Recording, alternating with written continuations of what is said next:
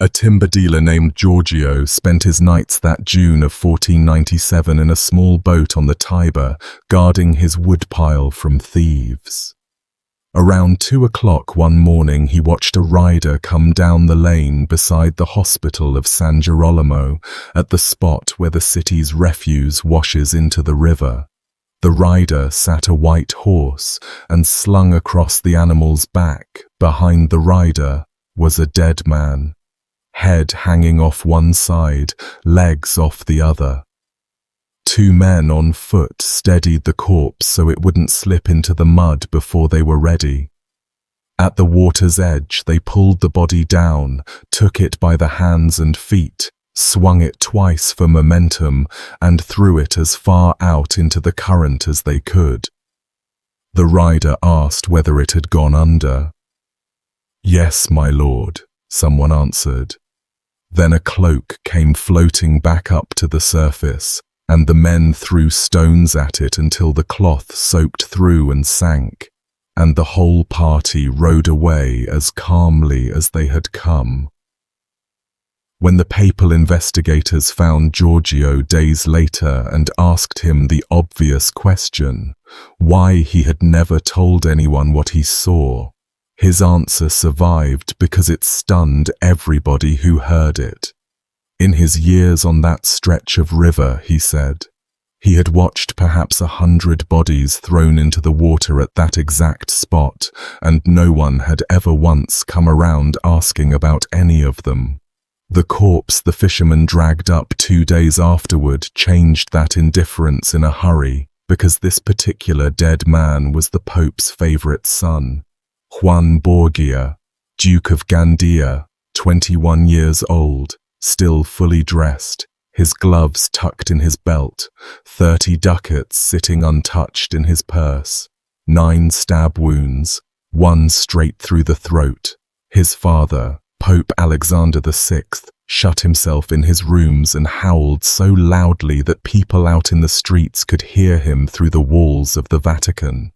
And within a few months, then for the next 5 centuries, an enormous number of people came to believe that the man behind that white horse in the dark, or at least the man who paid for it, was the dead Duke's own brother, a 21-year-old Cardinal of the Holy Roman Church named Cesare Borgia.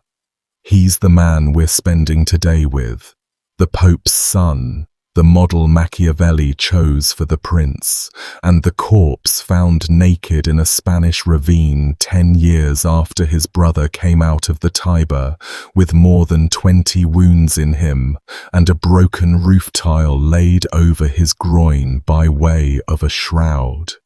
Before we get into all of that, welcome in. Drop a comment and tell me where in the world you're listening from. Honestly, one of my favorite parts of making these is scrolling through and seeing how far these stories travel. And a genuine thank you to the Patreon supporters and the YouTube members who keep this channel on its feet. You make the research time possible, and I don't take it lightly. If you'd like to join them, all the links to support the channel are down in the description and in the pinned comment. All right, back to Rome and back to the family that gave us the man in question. Everything Cesare grew up inside starts with his father, and his father is one of the most notorious men who ever wore the papal tiara. Rodrigo Borgia was born near Valencia, in Spain, in 1431, into a family the Italians never stopped regarding as foreign. Marranos, some sneered, Catalans, outsiders. His uncle Alfonso had already carved the family's path into the church, and when that uncle became Pope Calixtus III in 1455, young Rodrigo's future was settled. His uncle made him a cardinal at 25 and handed him the office of vice-chancellor of the Roman Church, essentially the papacy's chief administrator. Rodrigo held that job for 35 years, under 4 different popes, and he used every one of those years to become staggeringly rich. palaces and silver, benefices stacked on benefices. A Ferrarese envoy once wrote that Rodrigo's income was surpassed by no cardinal alive, and that his palace made visiting royalty feel underdressed. He was also, by every surviving account, a man of ferocious appetites, charming, physically imposing well into old age, and completely unembarrassed about any of it. As a young cardinal, he received a written rebuke from Pope Pius II for attending a garden party in Siena where, the Pope had heard, the entertainment ran in a direction unbecoming to a churchman. Rodrigo apologized and carried on exactly as before. Somewhere in the 1470s, he took up with a Roman woman named Vanozza de Catanei, an innkeeper by trade, practical, discreet, good with money, and she bore him 4 children he acknowledged openly. Juan, Cesare, born on the 13th of September 1475, probably in Rome or at Subiaco in the hills outside it. Lucrezia, born in 1480, and Geoffrey the youngest.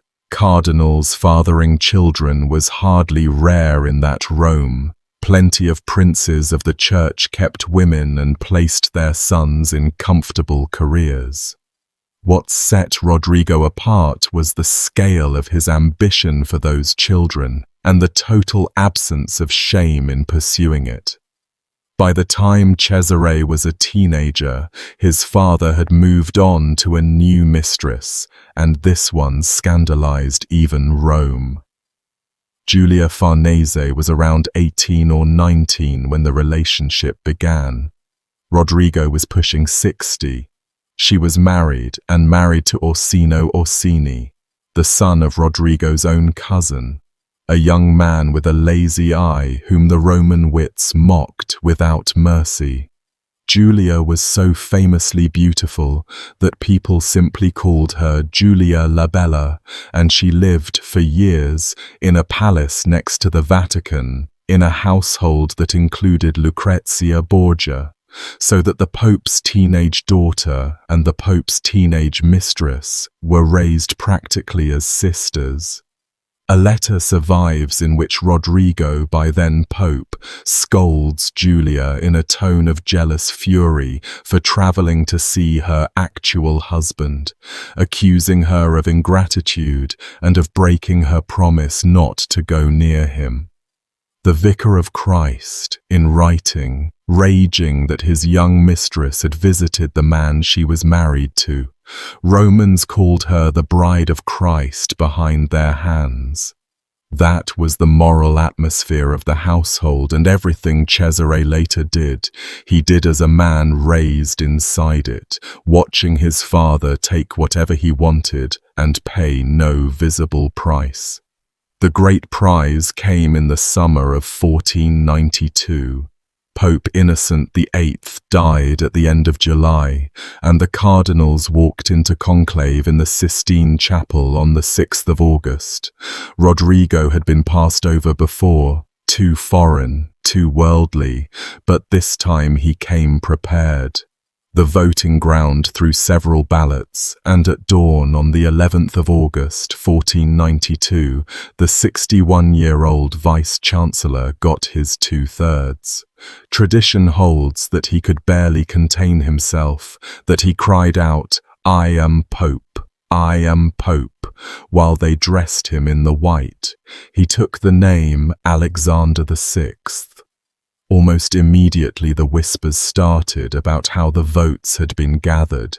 His great rival, Cardinal Giuliano della Rovere, a hard-jawed man from Genoa, whose hatred of the Borgias is going to hang over this entire story like weather, put it about that the election had been bought outright. One story that circulated told of 4 mule loads of silver moving from Rodrigo's palace to the palace of Cardinal Ascanio Sforza. whose switch had helped decide the outcome and who conveniently received the vice-chancellorship Rodrigo was vacating. Now, mules carried valuables around Rome for all sorts of reasons, and no formal charge of simony was ever proven while Alexander lived, and it should be said that buying influence in a conclave came close to a professional norm in that era. But the story stuck to him and never came off. Decades later, hostile writers were still building on it, and the legend of the Borgia Pope, the Devil's Pope, the man who purchased the throne of St. Peter and turned the Vatican into a family business, and worse, largely begins in those August days. His enemies, and he collected remarkable enemies, would eventually claim he'd made a literal pact with the devil for the papacy, 7 demons in attendance at his deathbed to collect. We'll get to that deathbed. It's one of the most repulsive scenes in the history of the papacy, and I mean that in the most literal, physical sense.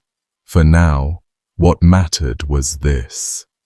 The children of Vanozza de Catane woke up on the 12th of August, 1492, as the children of the Pope.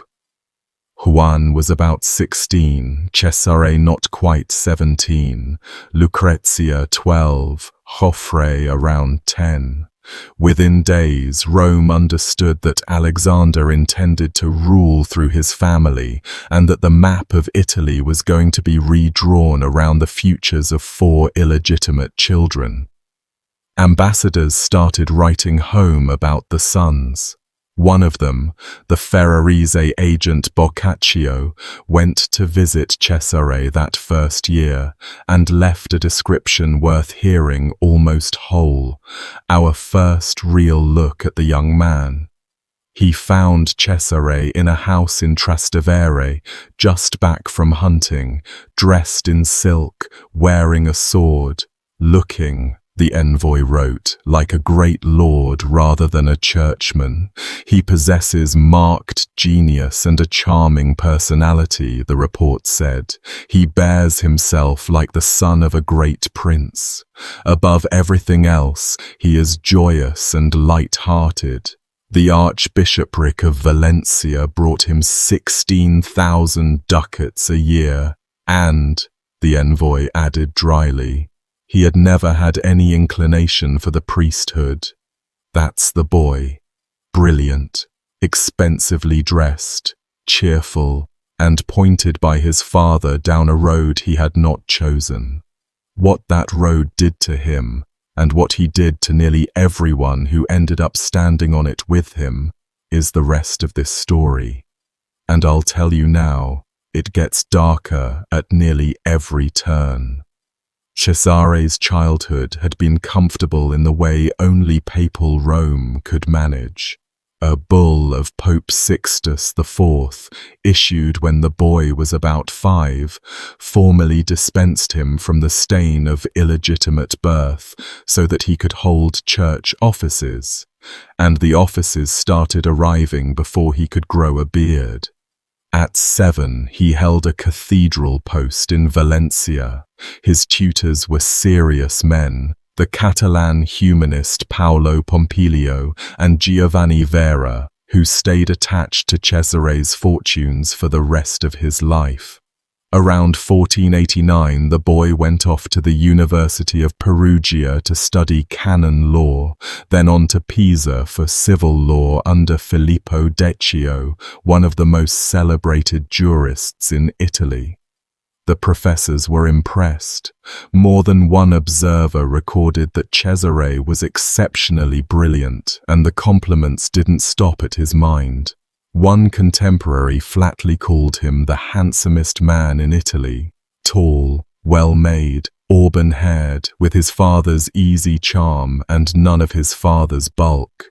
He could allegedly bend a horseshoe straight with his bare hands. His father, meanwhile, had assigned each child a function, the way a general assigns regiments. Juan, the adored second son, got the secular glory. He inherited the Spanish dukedom of Gandia from their older half-brother, married a cousin of the King of Spain, and was groomed to command the armies of the Church. Lucrezia got the marriage market. She was betrothed twice to Spanish nobles before she turned 12, and both arrangements were torn up the moment her father's election made her more valuable. In June of 1493, aged 13, she was married in the Vatican to Giovanni Sforza, lord of the little Adriatic city of Pesaro, to cement an alliance with the Sforza of Milan. His revenge on this family, when it comes, will be taken with words, and those words will follow the Borgias for 500 years. Joffre, the baby, was married off at 11 or 12 to Sancha of Aragon, an illegitimate granddaughter of the King of Naples, a girl a few years older than her child husband, dark-eyed, restless, and by most accounts entirely uninterested in staying faithful to a 12-year-old. Sancha's name is going to come back too, attached to both of her husband's older brothers. And Cesare got the church, whether he wanted it or not.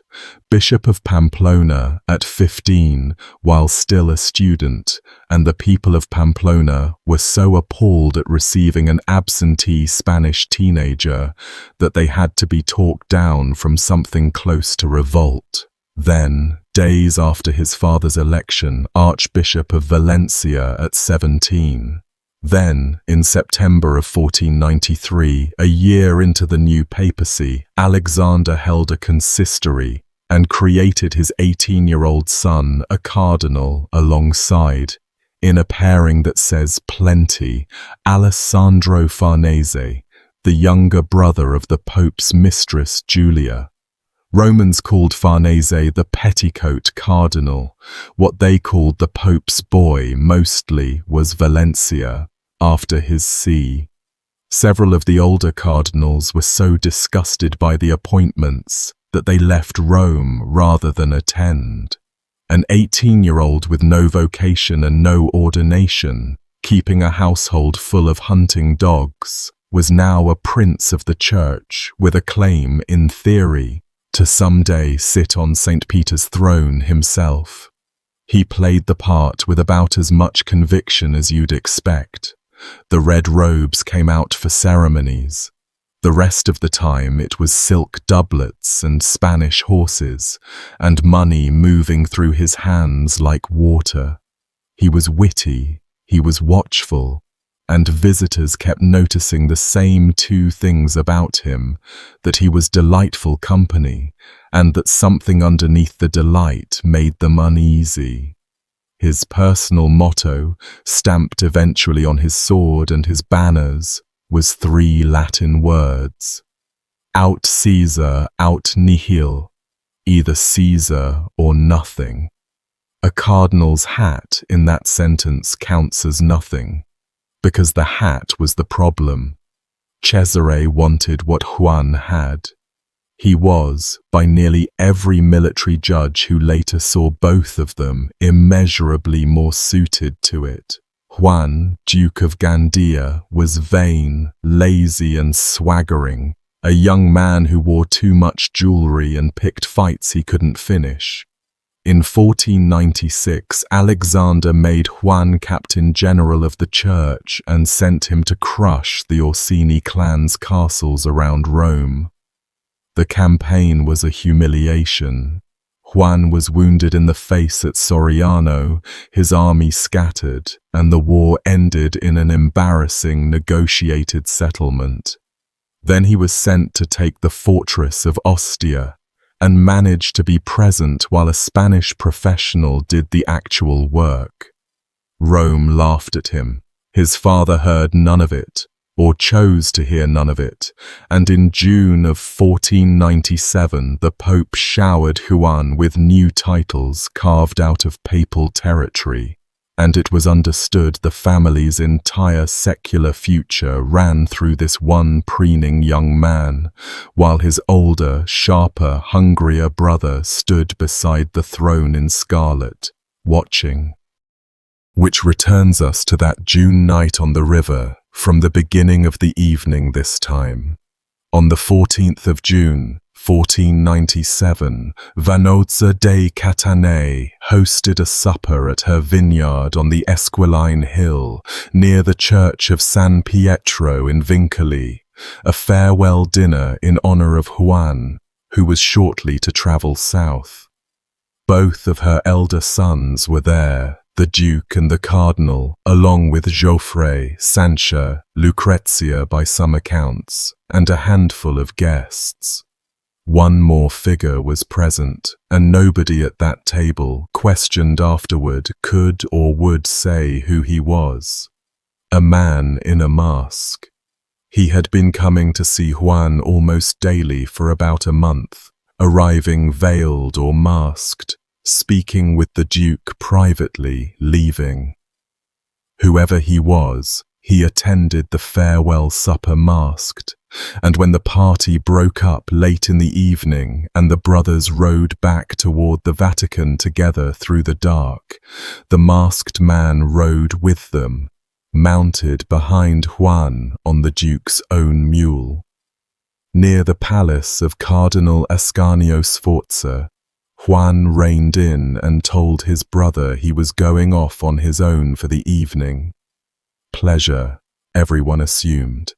The Duke's habits ran nocturnal, and Rome's night streets offered a married 21-year-old plenty of reasons to dismiss his escort.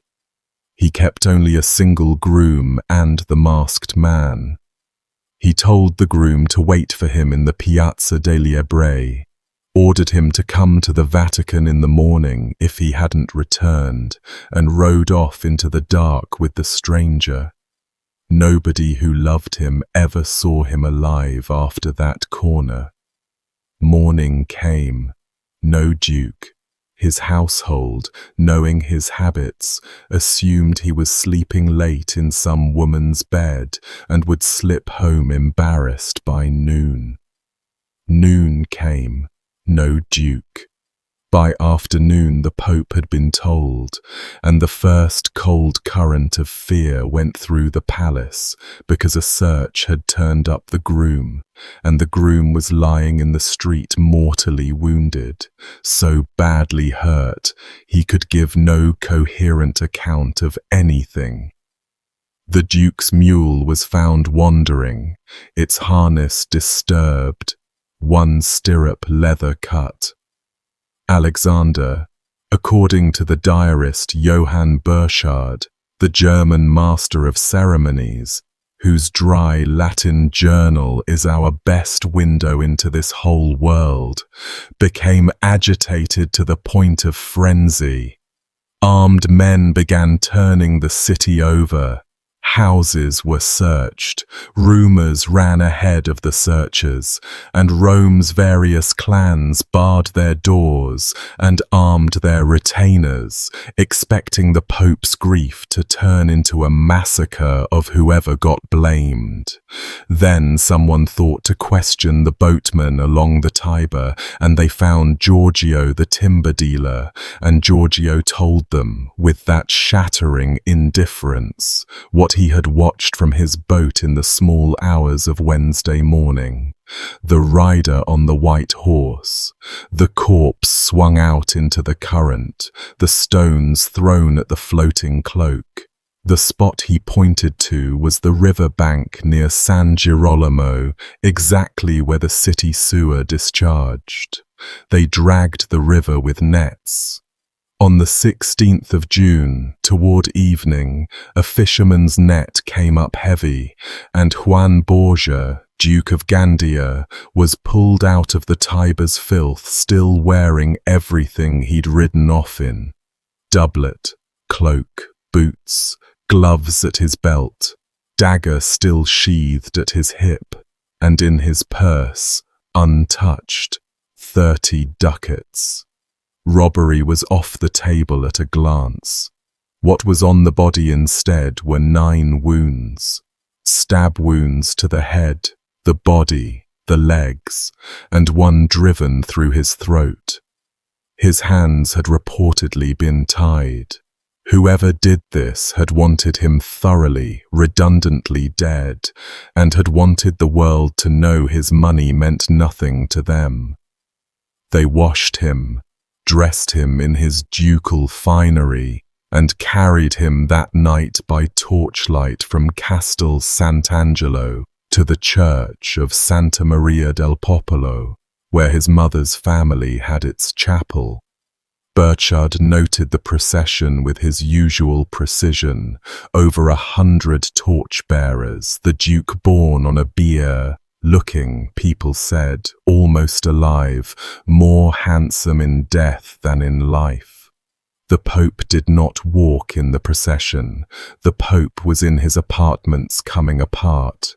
Burchard recorded that when Alexander first learned the corpse was truly his son, he shut himself away and wept so violently, cried out so loudly, that the sound carried outside the room, and that from Wednesday evening to Saturday he took no food, and did not sleep from Thursday morning until Sunday. When he finally appeared before the cardinals in consistory, he said, in an astonishing public confession of grief, that a greater calamity could not have befallen him, that he had loved the Duke of Gandia more than anyone in the world, and that he would give 7 papacies, had he them, to restore his son to life. He went further. God had done this, he said, in punishment for his sins, and he announced a commission to reform the Church, to strip away its luxuries, starting with his own court.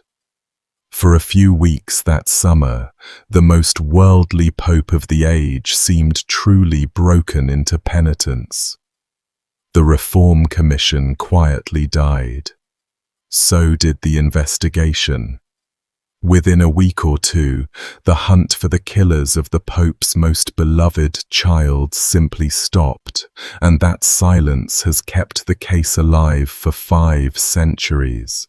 Not one arrest was ever made, and no suspect was ever publicly named.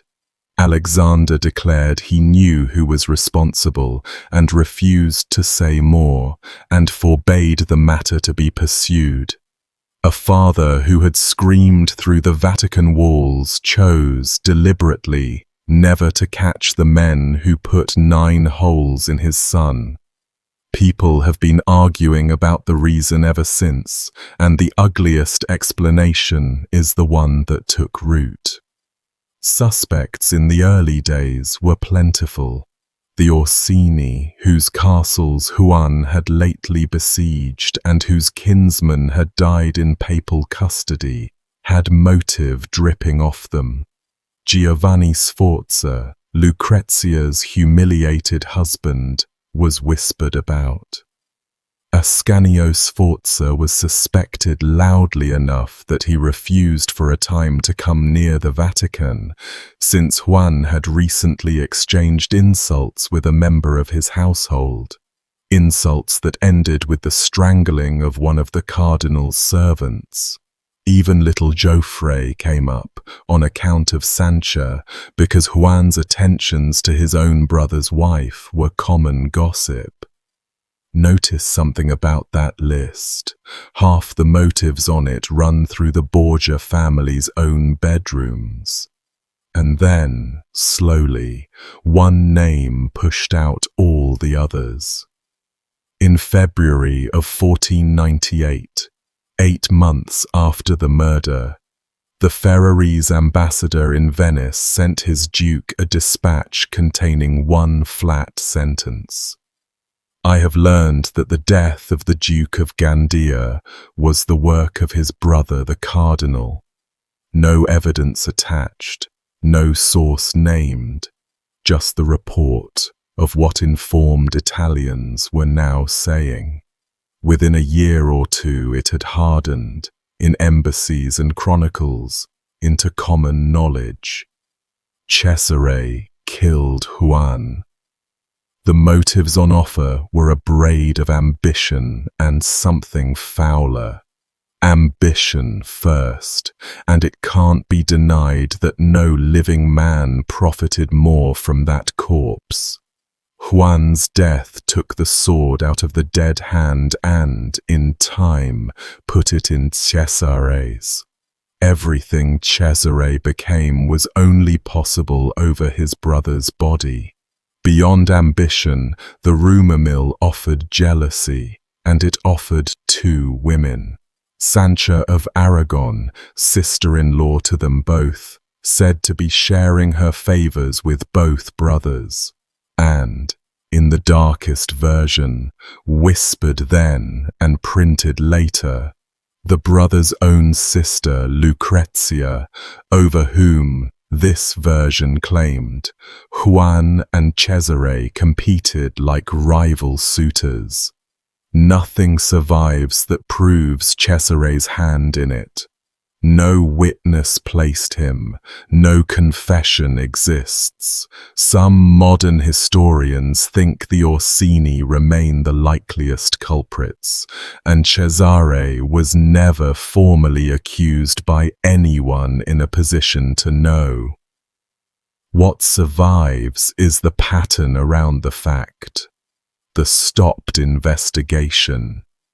The father who wouldn't name the man he said he knew. The brother who inherited the dead man's entire future. Contemporaries looked at that pattern and drew their conclusion almost unanimously, and the reputation Cesare carried for the rest of his life, fratricide, was fixed by it before he'd conquered a single town. What he does next, either way, is exactly what a man clearing his own path would do. A month after they buried Juan, Cesare rode south to Naples anyway, on his father's business, to crown a new king as papal legate. He came back with something that would quietly torture him for the remaining 10 years of his life. Naples in the 1490s was the epicenter of a horrifying new epidemic the Italians called the French disease, because the French army had spread it during their invasion a couple of years before, and the French, naturally, called it the Neapolitan disease. Syphilis, in its first furious European generation, when it burned through bodies far faster and more visibly than the slower illness later centuries knew. Cesare, 22 years old and never restrained in his appetites, contracted it that summer. We know this with unusual medical precision because his personal physician, a Spanish doctor named Gaspar Torella, was one of the first men in Europe to write a treatise on the disease, and he built his case studies around a thinly disguised patient he called a young cardinal. The sore appeared first on the genitals. Then came the fevers and the aching joints, and then the thing that mattered most to a man famous as the handsomest in Italy, the eruptions. Pustules spreading across the face and body, weeping, crusting, scarring. Torella tried ointments, potions, sweating baths, anything but the mercury treatments he considered poison. The disease retreated and returned on its own schedule for the rest of Cesare's life. That fact sits underneath everything that follows. The beautiful young prince watching his own face begin, periodically, to rot. Visitors in later years described the marks, and Paolo Giovio wrote of his countenance blotched and eaten.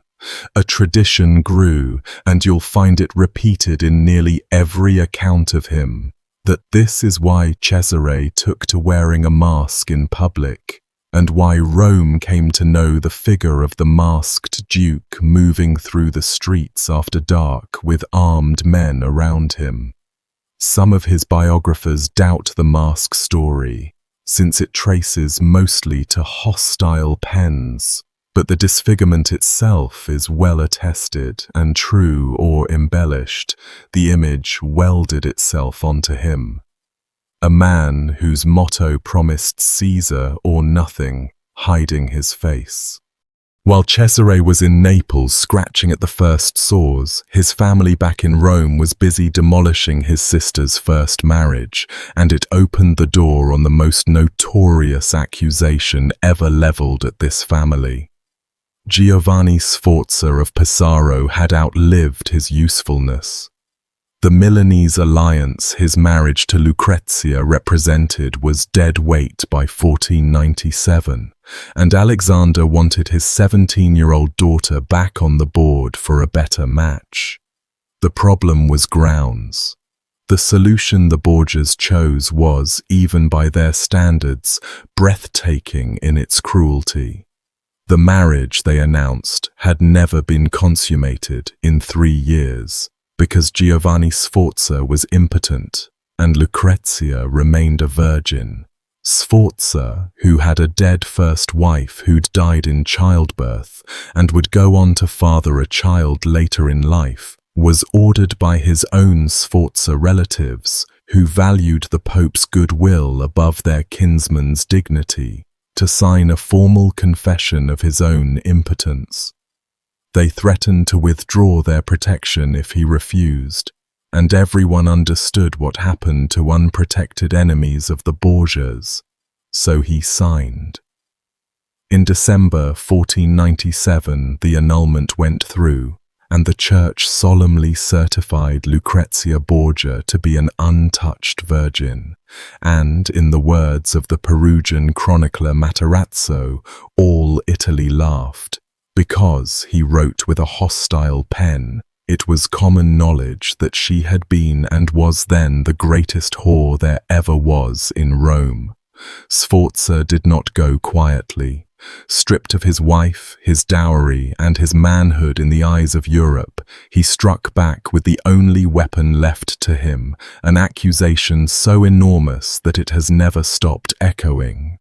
Asked why the Pope really wanted the marriage dissolved, Sforza said that Alexander wanted Lucrezia back so that he could have her for himself, his own daughter. He reportedly went further and threw Cesare and Juan into the same charge. From a discarded husband's mouth, in the middle of the ugliest divorce of the century, the claim was obviously venomous and obviously self-interested. It was also, for the Borgia's enemies, a gift beyond price. Incest joined poison and murder in the family legend that very winter, and writers from Guicciardini onward repeated it, elaborated it, and versified it. Whatever the truth of the household behind the Vatican walls, and no one outside those walls could ever truly know it, the accusation's origin is right there, datable, in the wreckage of Giovanni Sforza's marriage.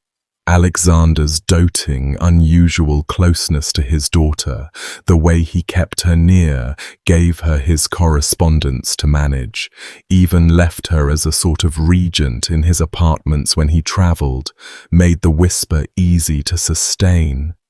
People saw a pope who could refuse his daughter nothing, and they filled in the rest with the worst. What happened next inside that family did nothing, and I mean nothing, to quiet anyone down. During the annulment proceedings, Lucrezia had withdrawn from her husband's reach into the convent of San Sisto on the Appian Way. Messages between the Pope and his cloistered daughter were carried by a young Spanish chamberlain of the papal household, a good-looking man named Pedro Calderon, whom everyone called Perotto. At some point in those months, by the account of multiple contemporary observers, the messenger and the 17-year-old became lovers. Set the dates side by side and you'll see the catastrophe forming, because while the church was preparing to certify Lucrezia's virginity to all of Christendom, the Ferrarese ambassador and others began reporting that the Pope's daughter was pregnant. Perotto's body came out of the Tiber on the 14th of February, 1498. Burchard, in his diary, put it with lethal dryness. Pedro Calderon, he wrote, had fallen, not of his own will, into the river where he was found, and of this matter much was said in the city. Much was said. The Venetian Marin Sanudo added the detail that completes the horror. Found drowned alongside the chamberlain was one of Lucrezia's ladies, a maid named Pantasilea, the woman who would have attended her mistress through those convent months and known everything worth knowing.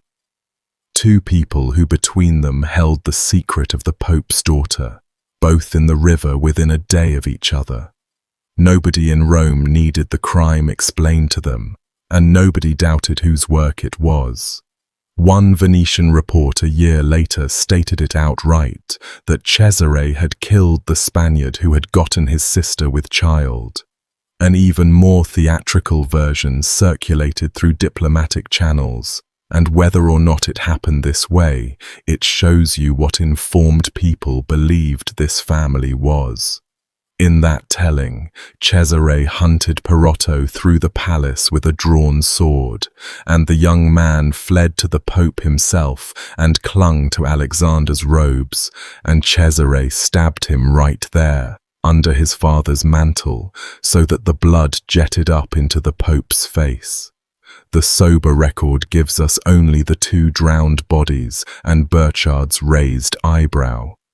The embellished record gives us blood on the papal vestments. Both versions end with the same corpses. And then came the child. In March of 1498, right when the ambassadors said Lucrezia's confinement would end, a baby boy appeared in the Borgia household named Giovanni, and known to history by the label the Romans gave him, the infans Romanus, the Roman infant. Officially, at first, he came from nowhere. 3 years later, Alexander issued a papal bull to legitimize the boy's future, declaring him to be the son of Cesare Borgia by an unmarried woman. So far, tidy enough. But on the same day, the Pope signed a second bull, this one kept secret, and in the second bull he declared the truth to be otherwise, that the boy Giovanni was in fact his own son, the child of the Pope. 2 official documents, same child, same day, 2 different Borgia fathers, and the mother's name in neither. When the secret bull eventually surfaced, it detonated under the family's reputation because everyone could do the reasoning aloud.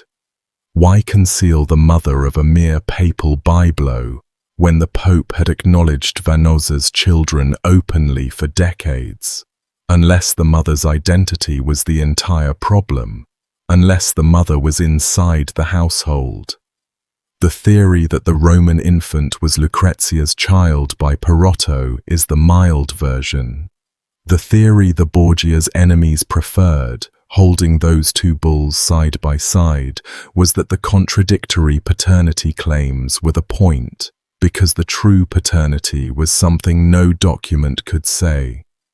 Giovanni was raised a Borgia, was even briefly made Duke of Nepi as a toddler, and drifted through the rest of his life as a walking question mark, ending up years later in Lucrezia's household in Ferrara, introduced, awkwardly, as her half-brother. Weigh it however you like. The documents are real, the dates line up, the 2 corpses in the Tiber are real, and the family never offered an explanation that survives. Rome drew its conclusions in 1498, and the word incest attached itself to the Borgia name so firmly that 4 of the next 5 centuries treated it as simple fact. Through all of this, mind you, our subject was still a cardinal of the Holy Roman Church that was about to end in a way no one in the Church's history had ever ended it. By the summer of 1498, with Juan a year in his tomb, Cesare had extracted from his father the thing he'd wanted all along.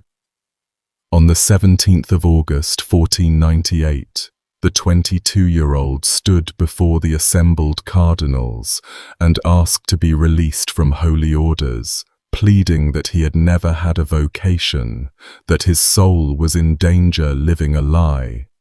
The consistory, knowing perfectly well whose script this was, granted it. Cesare Borgia became the first man ever to resign the cardinalate. He walked out of the sacred college and within days into a French dukedom, because the whole maneuver had been pre-sold to the new King of France in one of the most cynical trades of the era. Louis XII had inherited the French throne that spring along with an inconvenient wife, and he wanted his marriage annulled so he could marry his predecessor's widow, Anne of Brittany, and keep her duchy attached to France. Annulments were the Pope's to give, so a bargain took shape with almost insulting simplicity. Louis got his annulment plus a red hat for his chief minister. Cesare got the Duchy of Valentinois in southern France, a princely income, a French military command, and a French royal bride to be arranged. Italians, who had called him Valencia after his Spanish See, could keep the nickname with 1 letter's adjustment, and so he became permanently Il Valentino. In October 1498, he sailed for France in a display of wealth that made onlookers blink. His horses reportedly shod with silver, his baggage train gleaming, the ex-cardinal dressed in white damask and jewels. After some months of negotiation and the polite refusal of one appalled Neapolitan princess who declined to marry a priest's bastard, he was wed in May 1499 to Charlotte d'Albret, a gentle, pious 16 or 17-year-old sister of the King of Navarre, said to be one of the loveliest young women at the French court. Cesare characteristically sent his father a report on the wedding night, and the Pope characteristically shared its contents around, the tally of the bridegroom's performances, to general Vatican amusement. 4 months later, Cesare rode over the Alps beside the King of France at the invasion of Italy, and Charlotte, pregnant, stayed behind. He never saw her again. He never once laid eyes on the daughter she bore him. What she did when the news of his death reached her, years later, is one of the few tender things in this whole story, and it waits at the very end. Those French months nearly broke him before the marriage saved him, and they show a Cesare we rarely get to see, humiliated and swallowing it.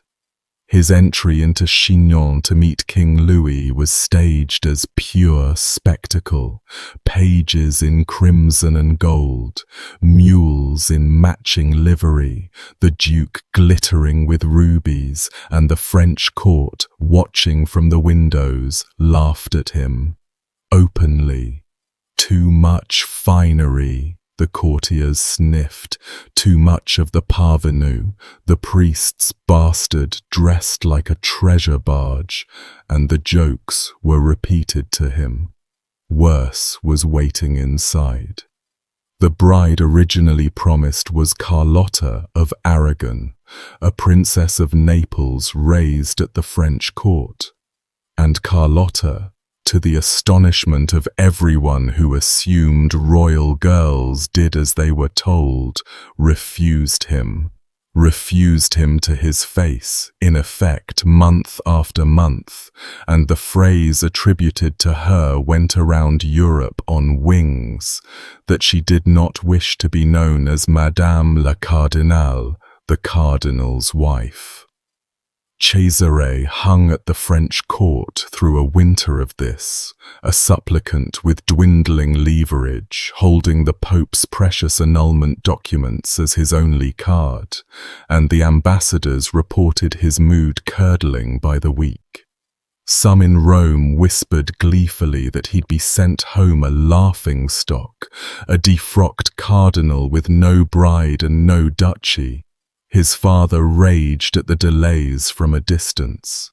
What Cesare himself learned in those months, watching a court smile at him while denying him, was filed away where he filed everything. When Charlotte d'Albret was finally produced as the substitute and the deal closed, the humiliation ended overnight, and the French, who had mocked the overdressed Italian, now got to watch him ride south with their own king and their own lances to take whatever he wanted. Nobody at Chinon was laughing by the following winter.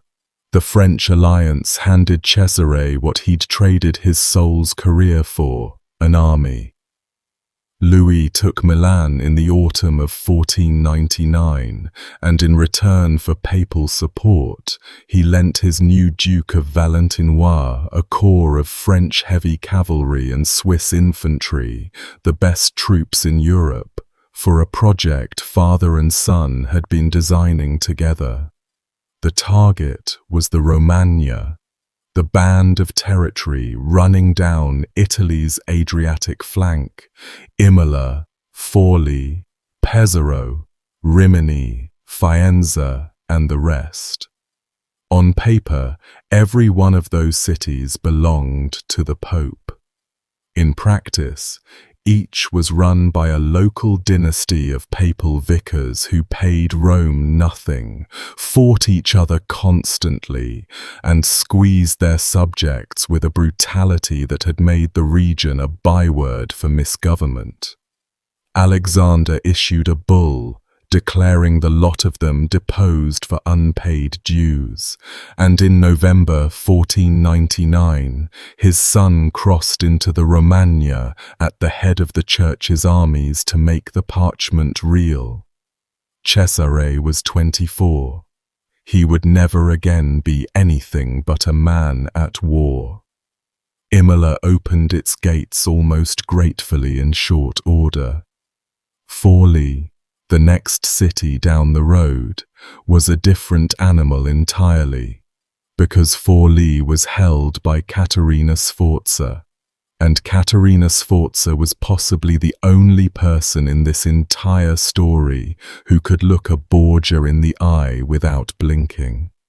She was around 36, a granddaughter of dukes, widowed by assassination more than once, and famous across Europe for 2 decades of conduct that had earned her the nickname the Tigress of Forli.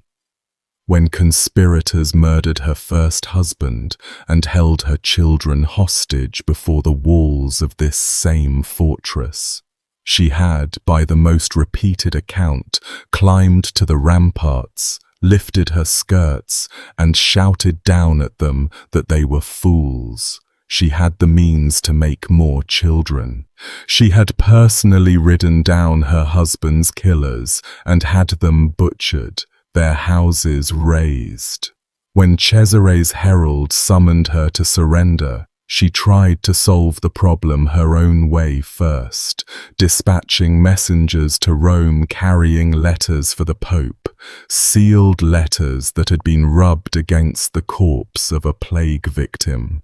The plot was discovered, the messengers arrested, Alexander complained to the ambassadors with what sounds like genuine indignation that the lady had tried to poison the Pope with the plague itself, so it would be a siege in the dead of winter. Caterina put on armor and commanded the fortress of Ravaldino in person, directing her gunners from the walls, and for weeks she made the papal army bleed for every yard. Cesare rode out to the edge of the moat twice to negotiate with her, this armored woman on the rampart, and during the second parley the drawbridge began to rise with him nearly on it, and he spurred clear just ahead of what he ever afterward believed was an attempt to take him prisoner. The artillery ground the walls down through December and into January, and on the 12th of January, 1500, the final assault went in through the breach. The garrison was slaughtered in the courtyards. Caterina fought in the melee until French soldiers physically seized her, and then began an episode that even hardened contemporaries recounted with distaste. Because she had surrendered to a French captain, by French custom she couldn't be held as a common prisoner, and Cesare resolved the technicality by taking personal custody of her. She was moved into his quarters. Reports went around Italy, ambassadorial reports, chronicles, that the conqueror raped his 36-year-old prisoner and kept her, and a remark was attributed to him afterward, passed along by his enemies, comparing her defense of her fortress favorably to her defense of her virtue. The remark's paper trail is shaky, its earliest source a biography of doubtful honesty, and the most careful local chronicler of Forlì doesn't confirm the assault, so you can hold the specific charge as loosely or as firmly as you judge right. What's beyond argument is what followed. She was hauled to Rome, paraded in his triumph, and when she refused to sign away her children's claims to her cities, this granddaughter of dukes was thrown into the dungeons of Castel Sant'Angelo, the same fortress she had once held as its mistress, and left there for the better part of a year, until the French king's honor finally forced her release. Machiavelli noted that all Italy sang verses in her praise. She retired to Florence and told a correspondent, later, that had she been able to write everything that happened to her, she would shock the world. Cesare came home to Rome in late February 1500, the Jubilee year, with pilgrims packing the city, and staged an entry that told everyone exactly who he now thought he was. A procession in black, hundreds of retainers in his livery, and the Duke himself in plain black velvet, gold chain at his neck, unreadable amid the color around him. Then, days later, carnival floats done up as the triumph of Julius Caesar, laurel wreaths, the whole classical apparatus, with his motto doing the talking. That spring and summer, Rome got to know its returning prince up close, and what it learned frightened it. In June, in an enclosed courtyard by St. Peter's, before the crowds, he staged a Spanish bullfight, went in mounted with a light lance, killed several bulls, then dismounted, took a two-handed sword to a fresh bull, and took its head off at the neck with one stroke. The Venetian envoy Paolo Capello wrote it up almost in awe, one blow, and the whole city talking. The strength was real, whatever else about him was performance. Capello's dispatches from that year give us the fullest portrait of Cesare at his peak that any outsider managed. Physically most beautiful, the envoy wrote, tall and well-made, better looking than King Louis's whole court. And in the same breath, this. Every night, Capello reported, 4 or 5 murdered men are found in the streets of Rome, bishops, prelates and others, and all the city trembles for fear of being murdered by the Duke. He recorded, too, a scene from inside the palace, an episode with a Spanish soldier named Perotto, the story we've already met, told to him as fact. The blood springing up into the Pope's face. Ambassadors don't file poetry, they file what their governments need to know, and what Venice apparently needed to know in 1500 was that the Pope's son ran Rome by night, and that people who inconvenienced him stopped appearing at their windows. One murder from that summer stands apart from the anonymous nightly harvest, and it cut into the middle of the Borgia family itself. After the Sforza annulment, Lucrezia had been married again, in 1498, to Alfonso of Aragon, Duke of Biscaylia, an illegitimate son of the late King of Naples, and, by wide agreement, one of the best-looking young men in Italy. He was 17. Nobody plans for what happened next in an arranged marriage. They fell for each other, properly. Contemporaries who had nothing kind to say about any Borgia noted that this couple was happy. In November 1499, Lucrezia gave birth to their son Rodrigo, named for the Pope, and for a moment the Pope's daughter had something resembling an ordinary life. Her brother's foreign policy killed it. Alfonso was Naples, and the family had gone over to France, and France wanted Naples, and so Lucrezia's husband turned overnight from asset into obstacle, a piece of the old alliance walking around the Vatican with a claim on the Pope's daughter. On the evening of the 15th of July, 1500, Alfonso crossed St. Peter's Square after visiting the Pope with only a couple of attendants, and a group of armed men rose from the steps of the basilica itself and fell on him with blades.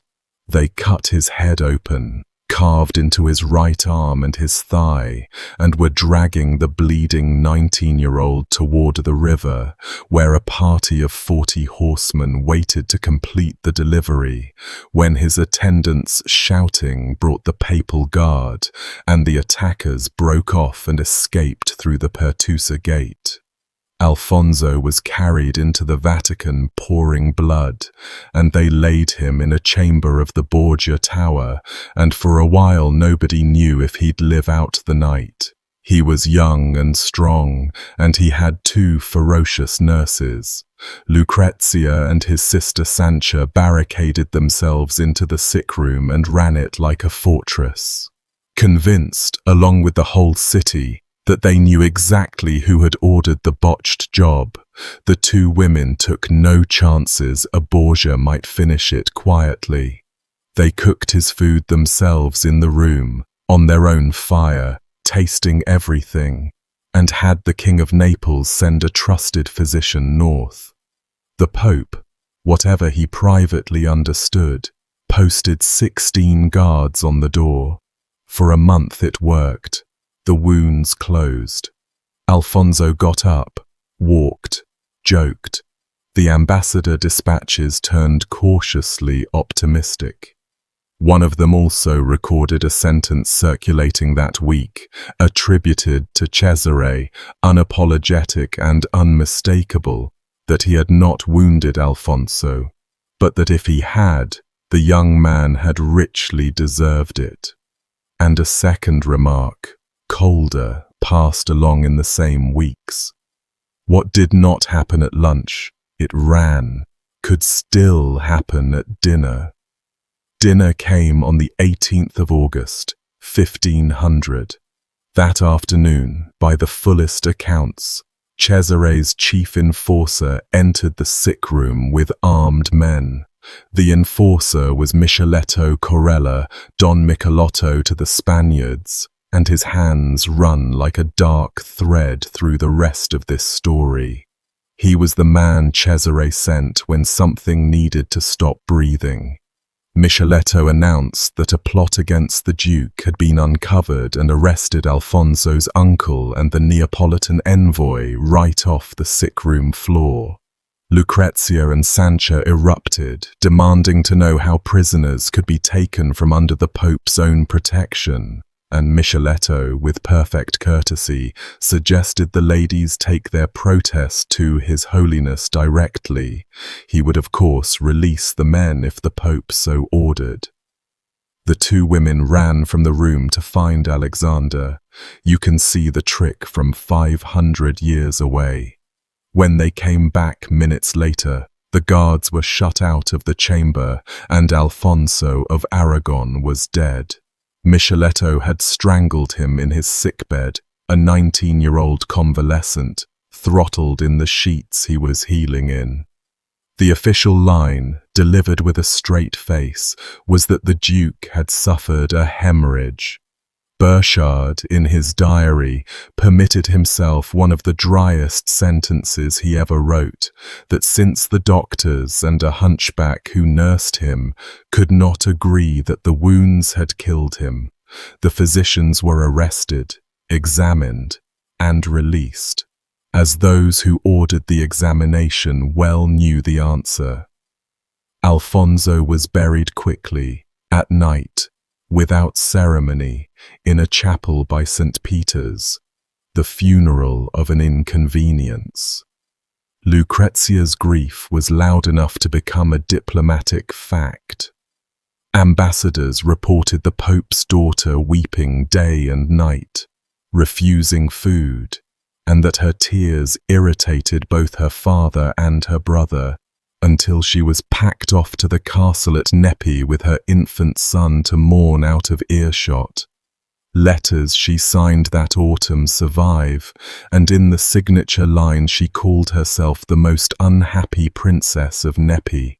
She was 20 years old, and the second marriage, the one that had actually been a marriage, was in the ground with a strangled teenager, and everyone she might have blamed shared her blood or her table. Whatever room in herself she filed that away in, she went on functioning as a Borgia, and within a year her father was negotiating husband number 3. As for Cesare, a visit to her at Nepi is recorded, brief and businesslike, on his way to a war. The family absorbed the murder the way it absorbed everything, and the machine rolled forward. By the autumn of 1500, the papal treasury had been refilled by a device we'll come back to, the creation of 12 new cardinals at a price of roughly 10,000 ducats a hat, and Cesare marched again. The second Romagna campaign moved like a landslide. Pizarro fell in October without a fight. Giovanni Sforza, the discarded husband, fleeing ahead of the army rather than test what his former brother-in-law had in mind for him.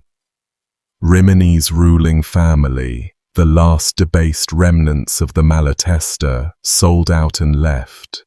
That put Cesare in front of Faenza as winter closed in, and Faenza is where this story acquires one of its saddest ghosts. Faenza was ruled, loved is nearer the truth, by Astore Manfredi, a boy of 16, the last of a dynasty that had held the town for 2 centuries.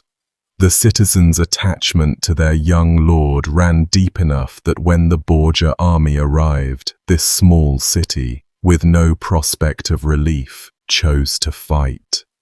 Through a miserable winter siege, the townspeople held the walls beside their teenager, women hauling shot, shopkeepers standing to arms, and they threw back assaults from the finest army in Italy well into the spring.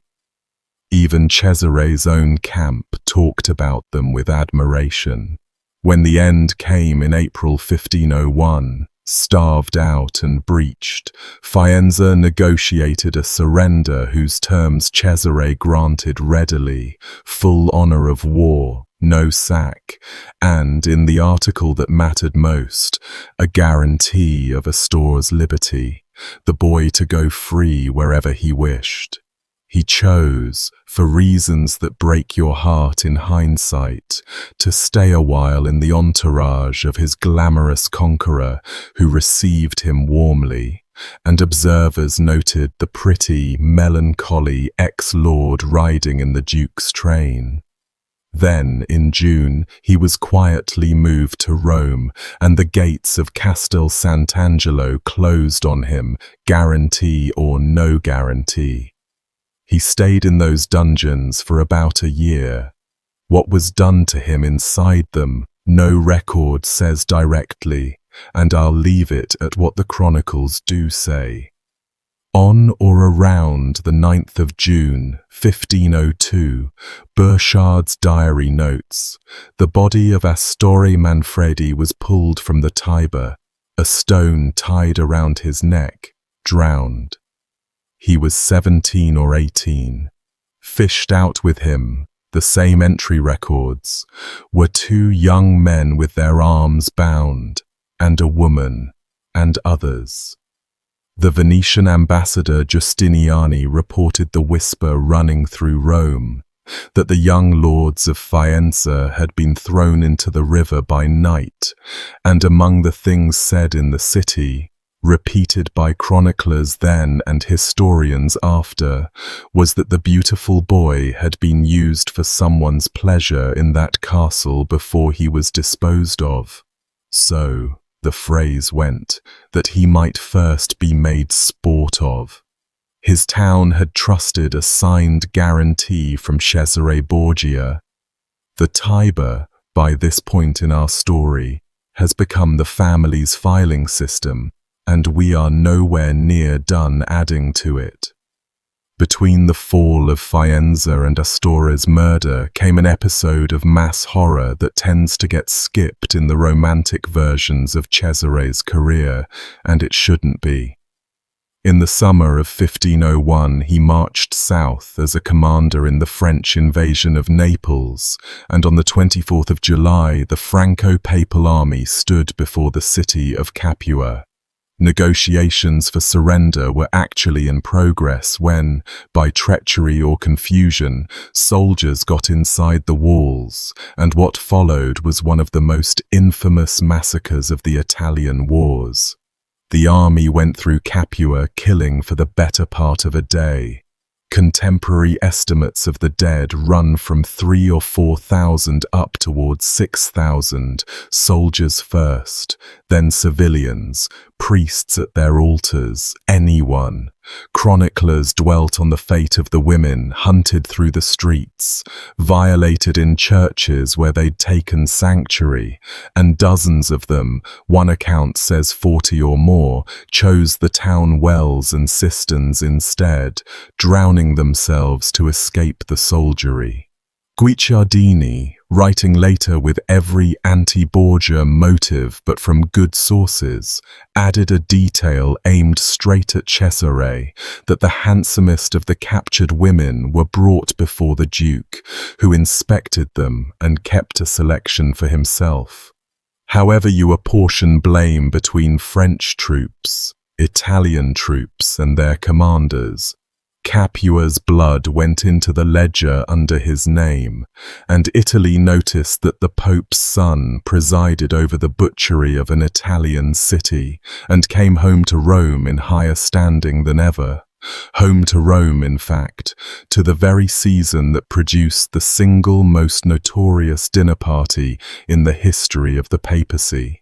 Everyone half knows this episode, and everything about it hangs on a single witness. Our witness is, once more, Johann Burchard, the papal master of ceremonies, a man whose entire career was liturgical correctness and whose private diary has no appetite for sensation, page after page of candle counts and complaints about cardinals who don't know the rubrics. In that diary, under the date of the 30th of October, 1501, sits the following entry.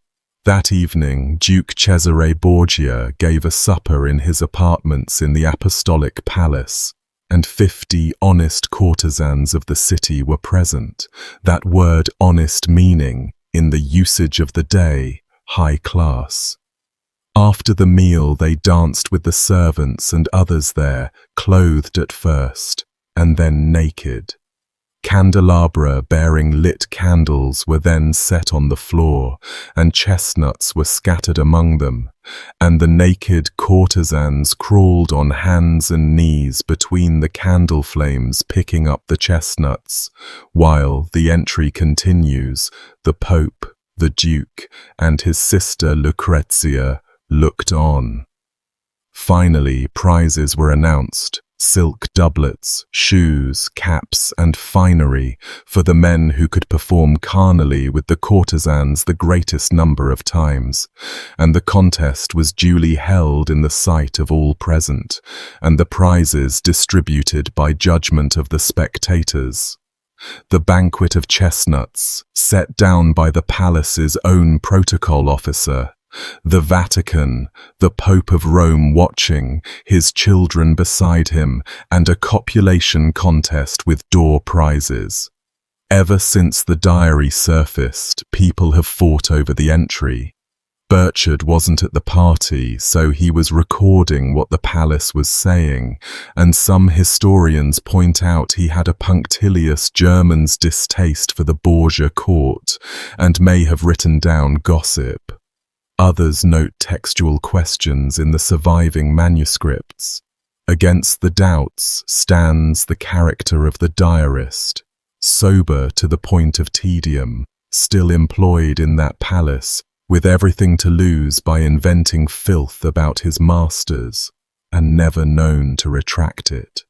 And it doesn't float alone.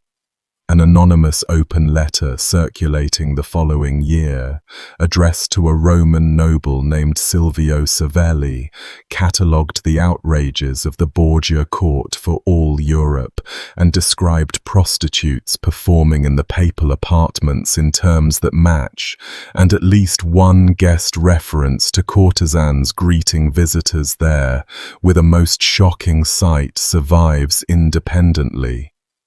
The Pope's defenders at the time denied nothing specifically. They simply raged at the letter's existence. So the story stuck, and it stuck for the same reason every story in this catalogue stuck. By 1501, nothing was implausible anymore. When word went around, a few weeks after the chestnut supper, that the Pope and his daughter had stood laughing at a window watching stallions loosed among mares in a palace courtyard. Another Burchard entry, by the way. Rome didn't ask whether it was true. Rome asked what they'd do next. What Alexander did about the Savelli letter shows how criticism was processed in that household. The Pope himself oddly took it with a shrug, remarking that Rome was a free city and people wrote what they pleased, and even that libels against himself amused him. Cesare processed it differently. A masked man who had been going about Rome repeating slanders against the Duke was seized, and this is Burchard again, dated December 1501.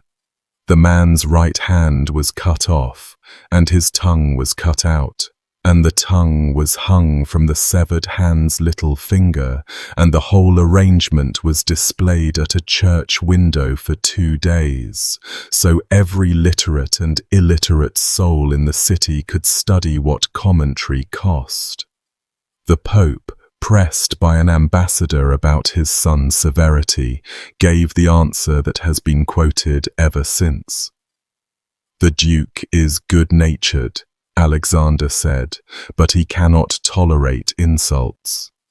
That officially sanctioned mutilation hangs over every source written inside Rome and explains why so much of what we know had to come from Venice and Ferrara and Mantua, at a safe distance from the reach of a good-natured man. The winter of 1501 into 1502 brought the family a genuine triumph of the respectable sort. Lucrezia's third marriage was landed, and it was a coup. Alfonso d'Este, heir to the ancient Duchy of Ferrara, one of the proudest houses in Italy. The Este were appalled at the connection and haggled like fishwives, extracting a dowry so enormous, 100,000 ducats plus territories and tax breaks, that the old duke was accused of selling his son. But the Pope's daughter got her way out of Rome, and when the roof falls in on this family, Lucrezia alone will be standing somewhere the wreckage can't reach her. She left Rome in January 1502 in a bridal procession of 1,000 people, and the night before she departed, her father and brother reportedly sat with her privately for hours. Whatever was said in that room, she never came back to Rome, not once for the rest of her life. Cesare spent that spring assembling the next act, and in June 1502 he pulled off the most audacious land grab of his career, an operation that made every prince in Italy check the locks. His army was marching ostensibly against the little state of Camerino. Suddenly, by forced marches through the mountains, it appeared instead at the passes above Urbino, the refined, art-stuffed duchy of Guidobaldo da Montefeltro, an ally, a man who had lent Cesare his own artillery for the Camerino operation days earlier. Guidobaldo got the warning after supper and had time to grab almost nothing. He fled through the night in his doublet, escaping over back trails while Borgia troops occupied his palace, one of the loveliest in Europe, whose library and treasures Cesare shipped out by the mule train.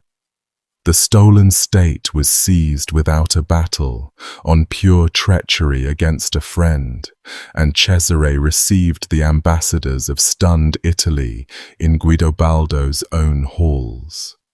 One of the diplomats who came up to Urbino that month, sent by Florence to gauge this suddenly terrifying neighbor, was a 33-year-old secretary named Niccolo Machiavelli. Here, in the looted palace of Urbino, the most consequential admiration in political history begins, and Machiavelli's dispatches home start painting the portrait the world still uses.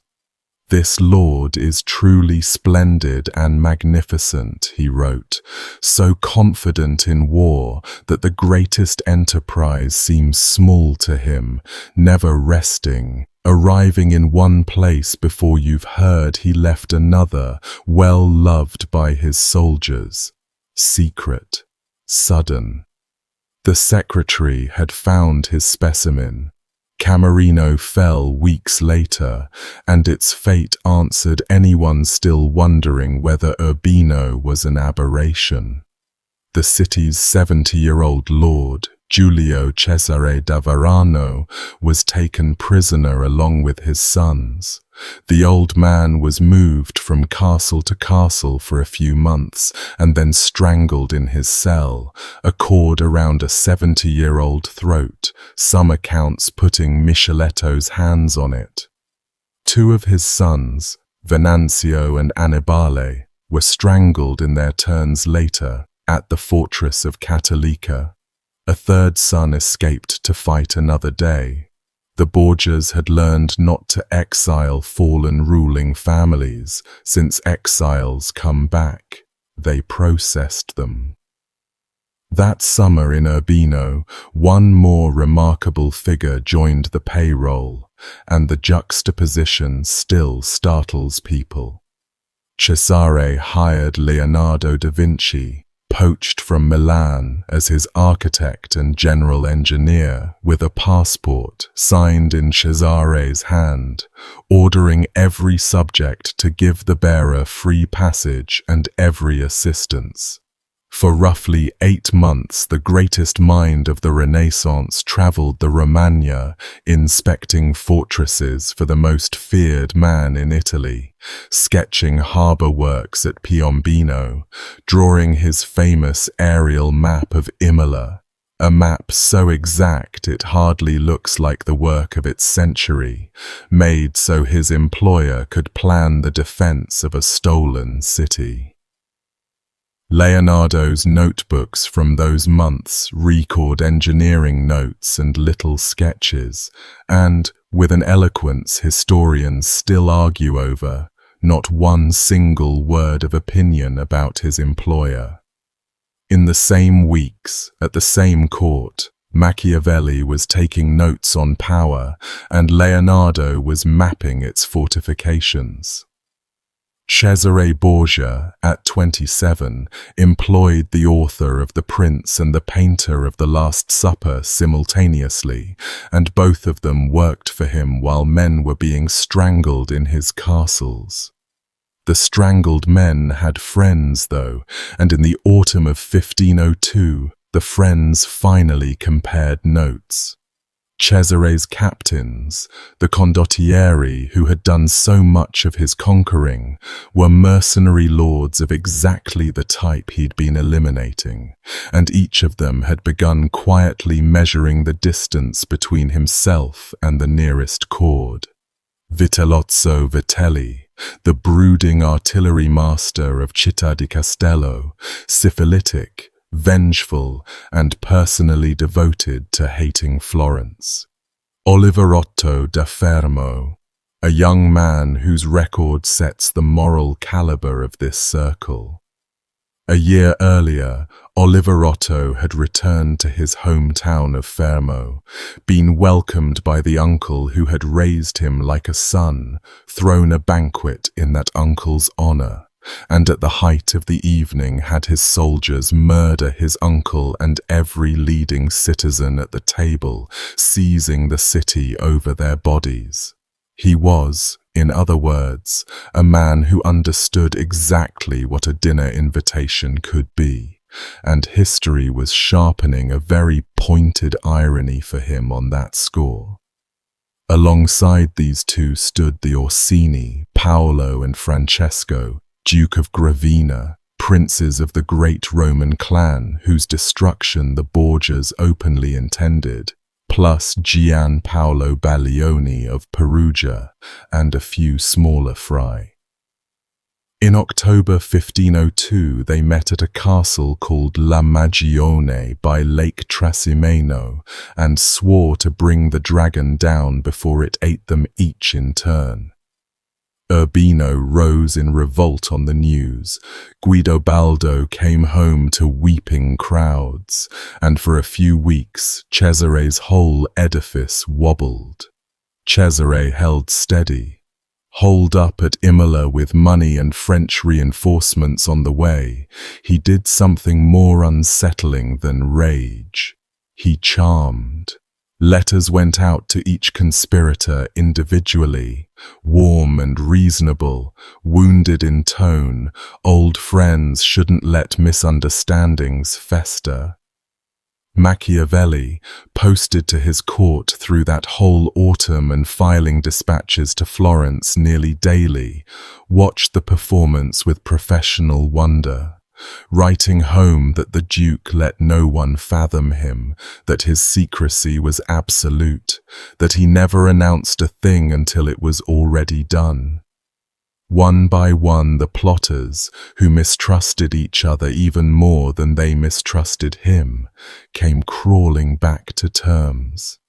A treaty was signed restoring everyone to command, all forgiven. Paolo Orsini, vainest of the lot, even stood personal guarantor for the Duke's good faith. Machiavelli's dispatches from those weeks sound like a man watching a cat decline for the moment to move. Machiavelli left us a picture of the winter court where all this ripened. Through those months at Imola and then Cesena, the secretary lived in the Duke's orbit and found the experience maddening in ways his dispatches keep circling. Audiences happened at midnight or 2 in the morning, when they happened at all, the Duke fully dressed, fully alert, working through papers while Italy slept. Nothing leaked. Machiavelli wrote home, in a tone hovering between complaint and awe, that in this court things are done in the most secret manner, that the Duke never speaks of a thing until it is already accomplished, and he does not communicate his designs to any man alive until the hour of execution. Florence kept demanding predictions, and their man on the ground kept answering, in effect, that predicting this prince was like predicting lightning. Meanwhile, the court itself performed normality at full volume. That December in Cesena, with the captain's fates already decided in the Duke's head and the cord already chosen, Cesare threw the town a carnival, wrestling matches and bullfights in the square, the conqueror mingling cheerfully with the locals, dancing with their daughters, and the Romagnol crowds adored it. Contemporaries noted how easily he wore the common touch, this masked nocturnal creature, when he chose to. Ramiro's 2 pieces appeared in that same festive square on St. Stephen's morning, mid-carnival, and the feasting carried on around the display. 5 days after that, Senegalia. The chronology alone is a portrait. Before settling accounts with his captains, Cesare had one piece of internal business to finish, and it produced the most famous single image of his entire career. 2 years running, the governance of his conquered Romagna had been in the hands of a Spanish lieutenant, Ramiro de Lorca, a hard man handed unlimited powers and a simple brief: make the province orderly. Ramiro had done it with a cruelty that became legendary even by the standards of this story. Summary hangings and torture as administrative routine. One anecdote of his methods: a boy, some tellings make him a page who'd annoyed him, shoved into a fire, may or may not have grown in the telling, but the hatred it expressed was real and provincial-wide. The remarkable part is that the brutality worked. The Romagna, bandit country for a century, became truly safe and well-ordered under him. By late 1502, though, Ramiro had served every purpose he could serve, and grain-hoarding accusations and worse, hints that he'd been in contact with the Magione plotters gave grounds enough. 2 days before Christmas he was summoned to Cesena, arrested at dinner, and dropped into a cell. St. Stephen's morning, the 26th of December, 1502, brought the people of Cesena into their central piazza through the winter cold, and they found Ramiro de Lorca displayed for them. His body lay on a mat in the middle of the square, cut into 2 pieces. Beside the halves, arranged with curatorial care, sat the wooden block on which it had evidently been done, and a bloody executioner's knife, some accounts adding the axe. His head stood apart on a lance. No proclamation accompanied it, and no list of crimes. just the governor in 2 pieces, and his hands still, one report says, in the gloves he'd been wearing. The message was left for its audience to compose, and its audience included Machiavelli, in town with the court, who sent Florence a dispatch admitting that the reason for the execution wasn't fully known, beyond that such was the pleasure of the prince, who shows us that he can make and unmake men as he likes, according to their deserts. Years later, writing The Prince, Machiavelli returned to that morning in the piazza and gave it the sentence it keeps forever. The ferocity of this spectacle, he wrote, left the people at one and the same time satisfied and stupefied. Satisfied, notice, comes first. The province had hated Ramiro, and their hatred had been harvested, sliced neatly in half, and served back to them as a gift, with all the cruelty of 2 years' governance loaded onto the dead man and the duke standing clean beside the result. Machiavelli offered it to future princes as a model of how to use a servant, use him up, then use his corpse. 5 days after Cesena, the reconciled captains got their turn, and what happened at Senegalia on the last day of 1502 was studied across Europe for a generation as the perfect crime of statecraft. Machiavelli, who was riding with the court and spoke to the participants within hours, later wrote it up as a standalone essay, so we have this one almost minute by minute. The setup was elegant. Under the peace treaty, the captains had gone back to conquering for Cesare, and their new joint assignment was the little Adriatic port of Senegalia. The town surrendered, but its citadel commander announced he would hand the keys to no one but the duke in person. Perfectly reasonable. So Cesare travelled up the coast to accept the surrender, writing ahead to his captains in the friendliest terms, to wait for him there so they could all meet at last, embrace and plan the winter campaign together. They were nervous, these men who had sworn his death 14 weeks earlier. Vitellozzo Vitelli in particular, riding to the rendezvous, is described by Machiavelli as if dragged, so gloomy that people remarked on it, as though, the secretary wrote afterward, he knew. He had reportedly told his own people that this reconciliation smelled of the grave, and come anyway, on Paolo Orsini's smiling assurances. New Year's Eve came, and the captains obligingly moved their own troops out of Senegalia to quarters in the countryside, clearing the town for the Duke's entry, exactly as asked. Around midday, Cesare arrived at the river outside the walls, where the 4 of them, Vitellozzo, Oliverotto, Paolo Orsini, and the Duke of Gravina rode out to greet him. Vitellozzo came unarmored, in a plain black cloak, on a mule. Cesare embraced them one by one with every show of affection. His own escort, coordinated in advance down to the choreography, closed around the party with pairs of trusted men falling in beside each captain, honor guards, to all appearances.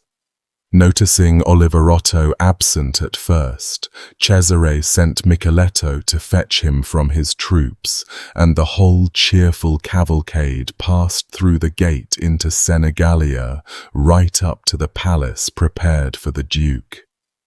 The captains made to take their leave at the door. Cesare, all warmth, insisted they come inside to confer. They dismounted, walked in with him, and the moment the doors were shut behind them, the trap snapped. Armed men took all 4. Cesare excused himself, stepped out, and gave 2 sets of orders. The first for his soldiers to fall upon the captain's now scattered troops in the countryside, the second concerning the prisoners. Then he went off to deal with correspondence. Machiavelli, arriving in the chaos as Borgia soldiers began sacking the town, was granted an audience that same evening and found the Duke in the best humor of their acquaintance, glowing, joking, pointing out that he had done Florence an enormous favor tonight. The secretary went back to his lodgings and sent Florence the coldest sentence of his diplomatic career. "It is my opinion," he wrote, "that they will not be alive tomorrow morning." Half right. That night, in a room of the palace, Vitellozzo Vitelli and Oliverotto da Fermo were sat back to back on a bench, or a chair by some accounts, and Micheletto Corella strangled them both with one cord, twisting it tight from behind, a double garrote, 2 of the most feared soldiers in Italy dying trussed together like poultry, face outward, each man's convulsions shaking the other's spine. Their last words got out through the executioners and made the rounds of every court in Europe, and their pitiless little epitaphs. Oliverotto, the man who had murdered his uncle at a banquet, wept and blamed everything on Vitellozzo. Vitellozzo, syphilitic, exhausted, asked one thing: that the Pope be petitioned to grant him a plenary indulgence, forgiveness for his sins, before he died. Whether anyone paused the strangling to pray is not recorded. The Orsini pair were kept alive a little longer, purely for timing, and here the family coordination glitters at its coldest. Word had to reach Senigallia that the Pope had done his half. In Rome, Alexander, on receiving the agreed signal, invited the aged Cardinal Giovanni Battista Orsini to the Vatican and arrested him at the door, sweeping up the clan's other available members the same morning. Once confirmation arrived in camp, Paolo Orsini and the Duke of Gravina were taken out on the road on the 18th of January, 1503, at a castle called Sarteano by one account, and strangled in their turn. Paolo Orsini had guaranteed Cesare's good faith with his honor. The honor and the guarantee were buried in the same hole. Italy's reaction to Senigallia measures the moral temperature of the age. Horror, yes, in some quarters, but running right alongside it, open admiration. Isabella d'Este, the Marchioness of Mantua, arbiter of Renaissance taste, sent Cesare a gift of 100 carnival masks with a note congratulating him on his success. Louis of France reportedly praised the deed as worthy of a Roman, and the Pope's own court took to calling that New Year's Eve the beautiful deception, il bellissimo inganno, a phrase people used the way you'd compliment a painting. Machiavelli filed his account, and Vitellozzo's mule and black cloak trotted straight into political philosophy. Meanwhile, in Rome, the elderly Cardinal Orsini sat in a Borgia cell, and in February he sickened and died there. And nobody in Italy entertained the possibility of natural causes, because his mother was seen, while he still lived, trying to buy his life. The old woman and the cardinal's mistress, the mistress dressed as a man to get through the door, brought the Pope a pearl of great price that Alexander had wanted, hoping to purchase mercy. The Pope took the pearl. The cardinal came out of the castle feet first anyway, and his property, of course, reverted to the papal treasury. That word poison has been circling this story from the start, and the Borgia specialty comes in two layers, the legend and the ledger. The legend says the family kept a proprietary preparation called cantarella, white, faintly sweet, arsenic at its heart by most guesses, deployable in wine or sweetmeats, its dosing supposedly calibrated so death could be scheduled days or weeks out, and carried, in the story's most theatrical furnishing, in a hollow ring the Duke wore, its cover sliding aside above a victim's cup. Chemistry can't confirm a scheduled death poison, and the ring belongs to the novelists. The ledger, though, is real, and the ledger is this. Under church law, a cardinal's property at death passed to the papacy.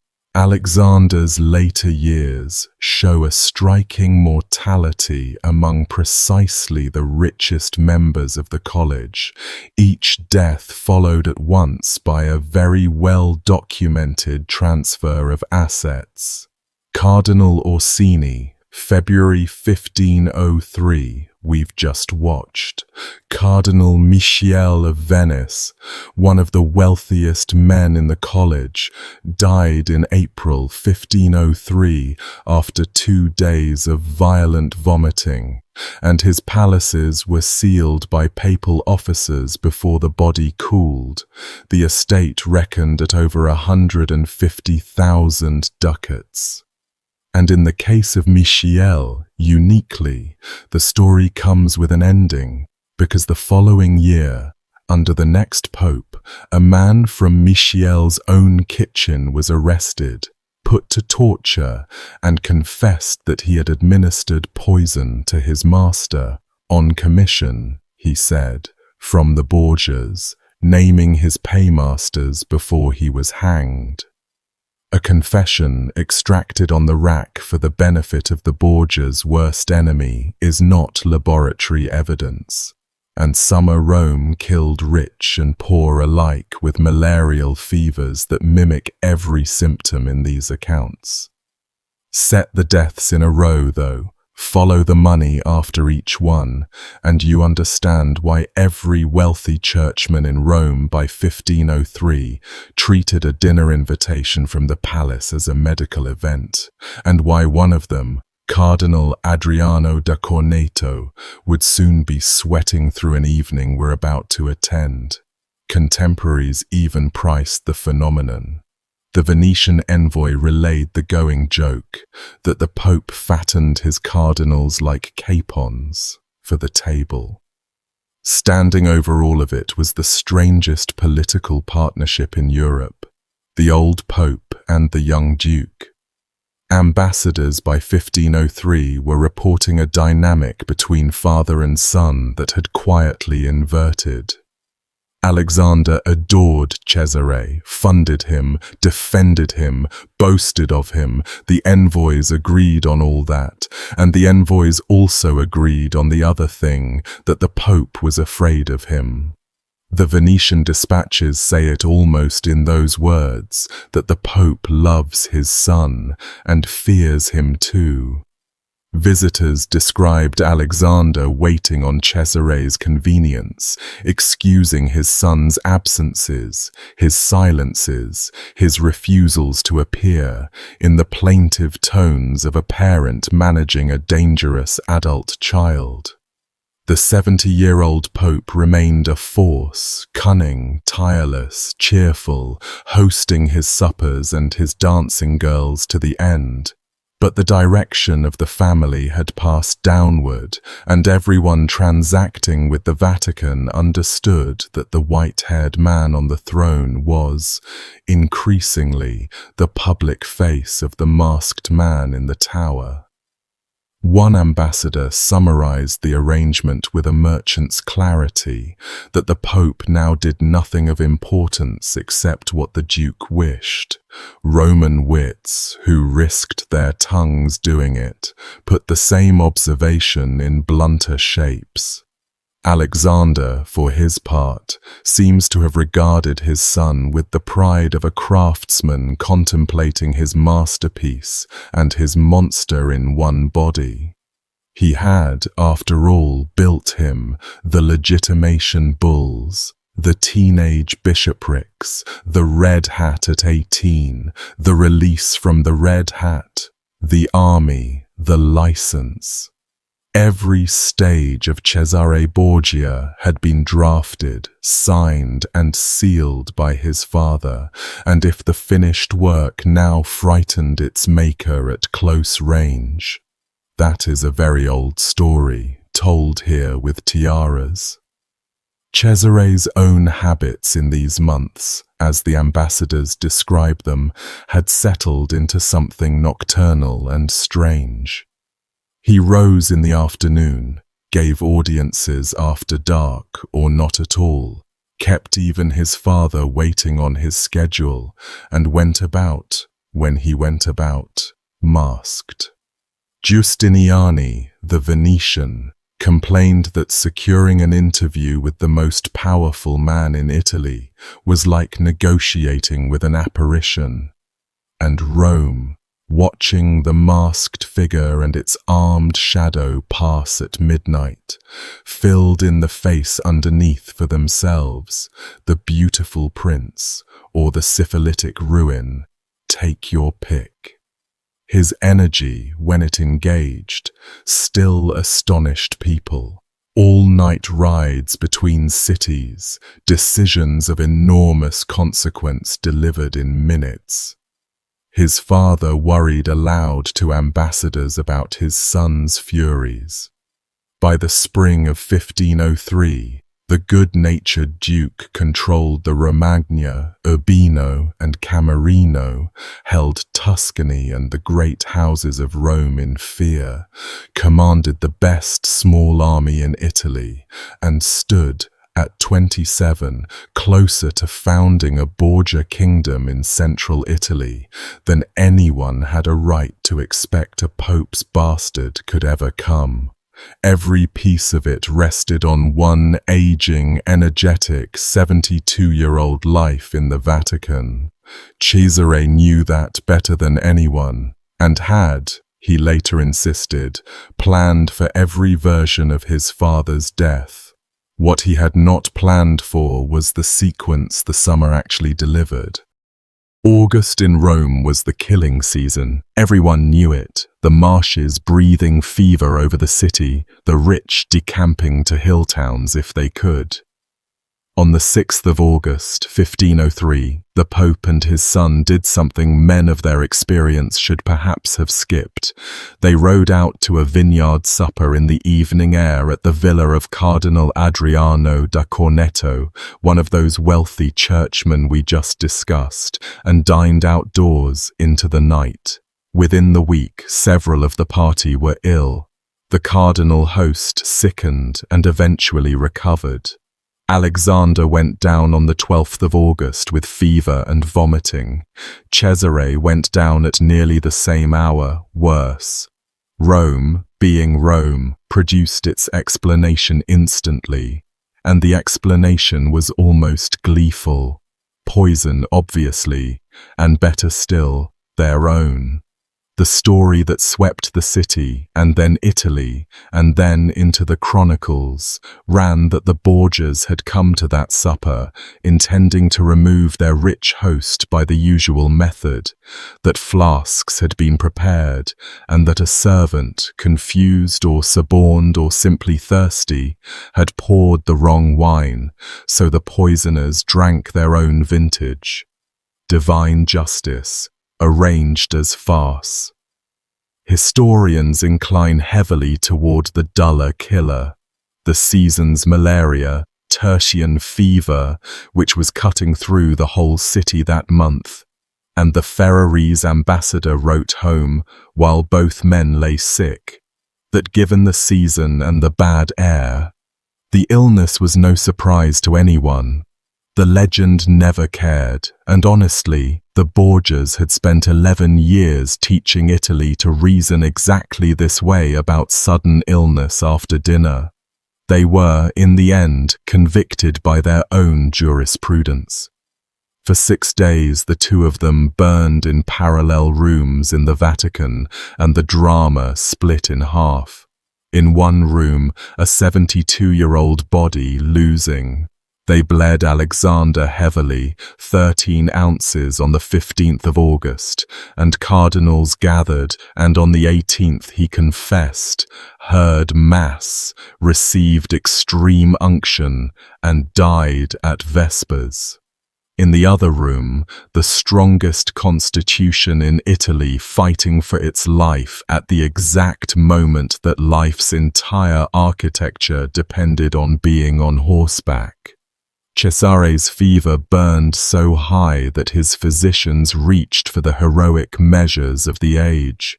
They lowered him, so the main account runs, into a great jar of ice-cold water, shock therapy, and the immersion stripped the skin from much of his body so that he came out flayed and shrieking but alive. A wilder version, impossible to verify and repeated for centuries, has him plunged instead into the opened belly of a mule, the animal's heat drawing out his own. Either way, he lived, wrecked, peeling, unable to stand, while down the corridor his father went cold, and everything he had built began to slide. He could still give orders. Before the Pope's death was announced to the city, Micheletto Corella and armed men entered the papal apartments, put a dagger to the throat of the cardinal in charge, and emptied the treasury. Chests of gold, plate and jewels, by the standard account something in the range of a few 100,000 ducats, carried out over the dying or just dead Pope. The Borgia's last transaction in the Vatican was a robbery at knife point, conducted around their patriarch's deathbed. Once the men with the chests were clear, the palace servants, unpaid and suddenly unafraid, did their own smaller looting of the papal wardrobe, and the body of Alexander VI was left for a while, essentially alone. What happened to that body over the next 2 days is the most notorious corpse scene of the Renaissance, and our sober diarist Burchard, who handled the arrangements, wrote it down in clinical detail, so this is testimony, not legend. In the August heat, the dead Pope began to decompose at freakish speed. By the time the body lay in state, the face had gone the colour, Burchard wrote, of mulberry, purple-black, covered in blue-black spots. The nose swelled, the tongue engorged and doubled over, forcing the lips apart, and foam crept from the mouth's corners. The belly inflated until the trunk was, in his phrase, as wide as it was long. The features slid until nothing recognizable as Rodrigo Borgia remained, and the smell filled the basilica. Romans crowded in anyway, jeering to see the devil's pope in this condition, and the marshals had to hold them off, though barely, because the mood in the city was carnival. Nobody official wanted to touch what remained. The funeral itself degenerated into a brawl between clergy and soldiers, mid-service over the candles. And when the moment came to coffin him, the carpenters had misjudged, or the body had outgrown every estimate, and the coffin proved too narrow and too short. Burchard records the solution without adornment. The bearers rolled the swollen corpse in an old carpet and then punched it, kneaded it, and stamped it down into the box, working it in like luggage, without candles or lights, and without a single priest attending the body of the 214th Pope of Rome. 6 labourers, making jokes as they worked, one witness said. The dead man's own master of ceremonies wrote later that in 20 years he had never seen anything so squalid. Romans repeated for years that on the night of the death, the devil had been seen leaping from the bedchamber in the shape of a black dog, come to collect on the bargain of 1492, and priests of the next generation reportedly refused to say masses for Alexander's soul on the grounds that the transaction was final. Upstairs, meanwhile, the son lay peeled and feverish on his bed, conscious enough to understand precisely what was collapsing hour by hour. Cesare said it himself later to Machiavelli, in the conversation the secretary made famous. He had foreseen his father's death from the beginning, he said, and prepared an answer for every consequence of it, every rival and every scenario, except one. It had never entered his calculations that when the day came, he himself would also be at the point of death.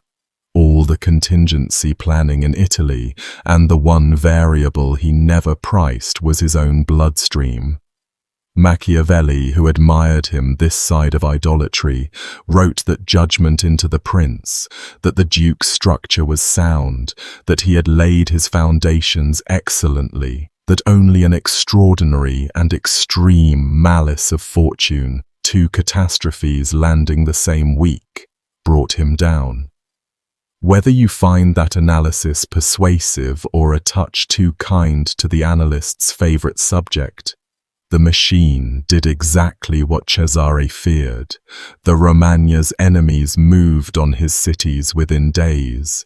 The Orsini came howling back into Rome for revenge. His French patron and the Spanish both started bidding for his soldiers over his head, and in the conclave chamber, the real decision was forming. The first conclave gave him a reprieve, electing a frail compromise pope, Pius III, kindly disposed toward Cesare, who confirmed his titles. Pius reigned for 26 days and died, and in the second conclave of that autumn, the wheel came round at last to the man who had been waiting 11 years in the wings of this story, Giuliano della Rovere, the Borgia's oldest, most durable enemy, the Cardinal who had fled Rome in the 90s rather than share a city with them. What followed measures how desperate the flayed man in the Vatican had become. Della Rovere came to Cesare with terms. Cesare still commanded, nominally, the votes of the Spanish cardinals, enough to matter, and Della Rovere offered everything for them. Confirmation as gonfaloniere of the church, protection, his state, even a marriage tying their families. Cesare delivered the votes. Della Rovere became Pope Julius II in the shortest conclave on record, a few hours, and then, at his own unhurried pace, set about breaking every promise he had made, and Machiavelli, watching Cesare consent to the election, wrote down the professional verdict he would later carve into Chapter 7. Here the Duke made his one great fatal error, the only decision in his whole career. The secretary was willing to call a blunder. He should never have allowed a man he had injured to reach the papacy. Whoever thinks that among great personages new benefits cause old injuries to be forgotten, Machiavelli concluded, deceives himself.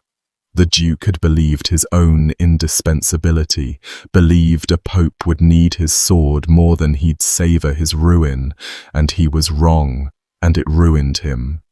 Julius wanted the Romagna for the church, meaning for himself, and wanted the Borgia name under his heel, and he had waited 11 years, and patient hatred, it turns out, was the one weapon in Italy Cesare had no counter for.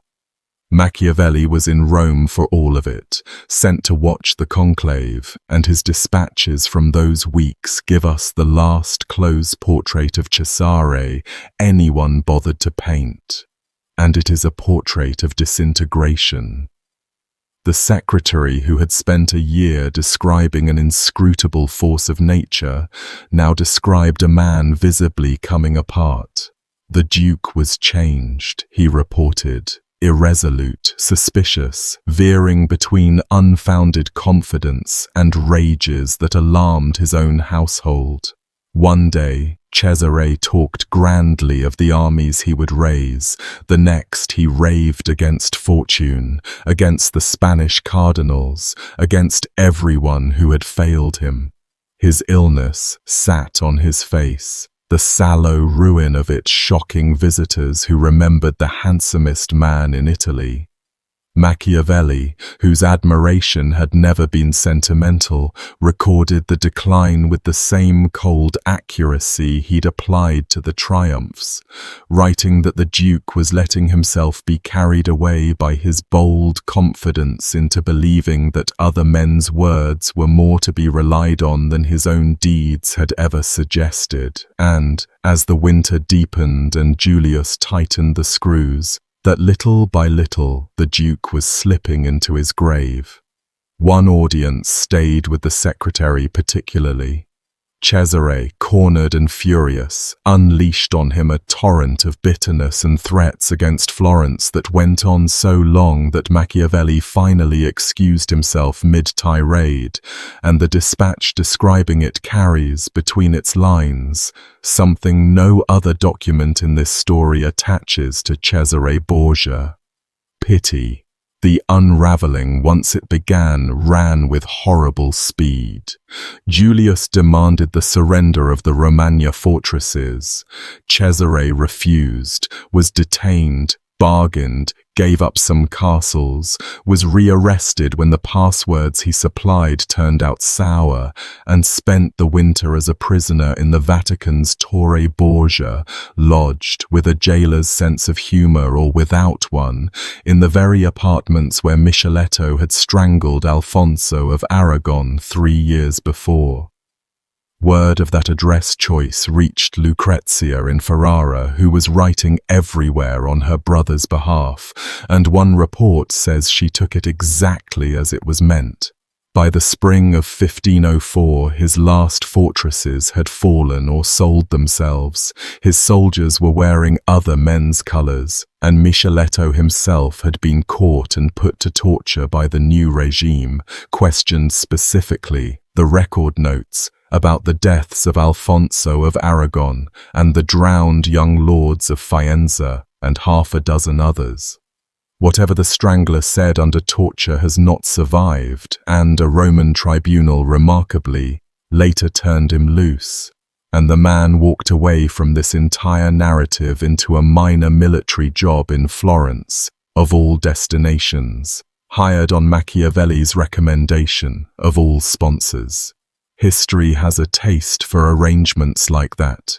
Cesare himself was shipped south to Naples under a Spanish safe conduct, and there, in May 1504, the Spanish captain Gonzalo de Córdoba, on orders from King Ferdinand, tore up the safe conduct and arrested him.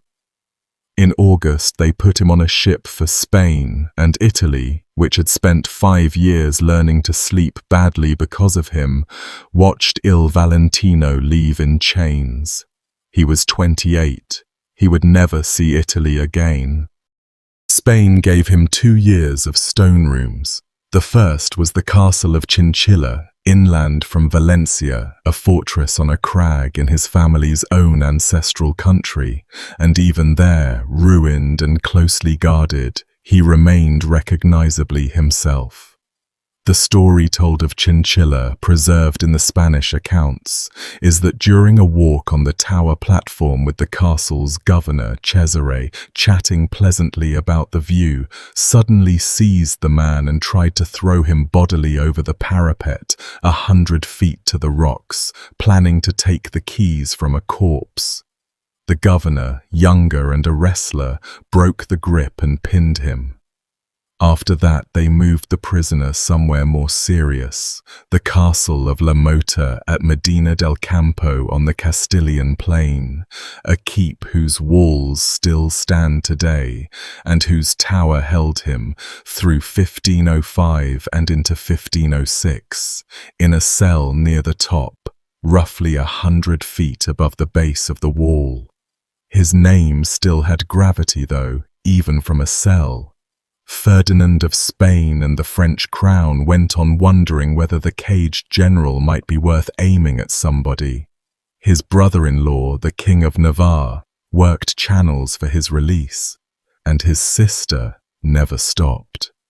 Letters and envoys from Ferrara pushed for him year after year, and money moved, and in this catalogue of family horror, it stands out that the one bond that never frayed was between the two siblings Europe accused of incest, the brother who had strangled her husband and the sister who somehow, by every evidence we have, loved him anyway, and was loved back, insofar as this man loved anyone.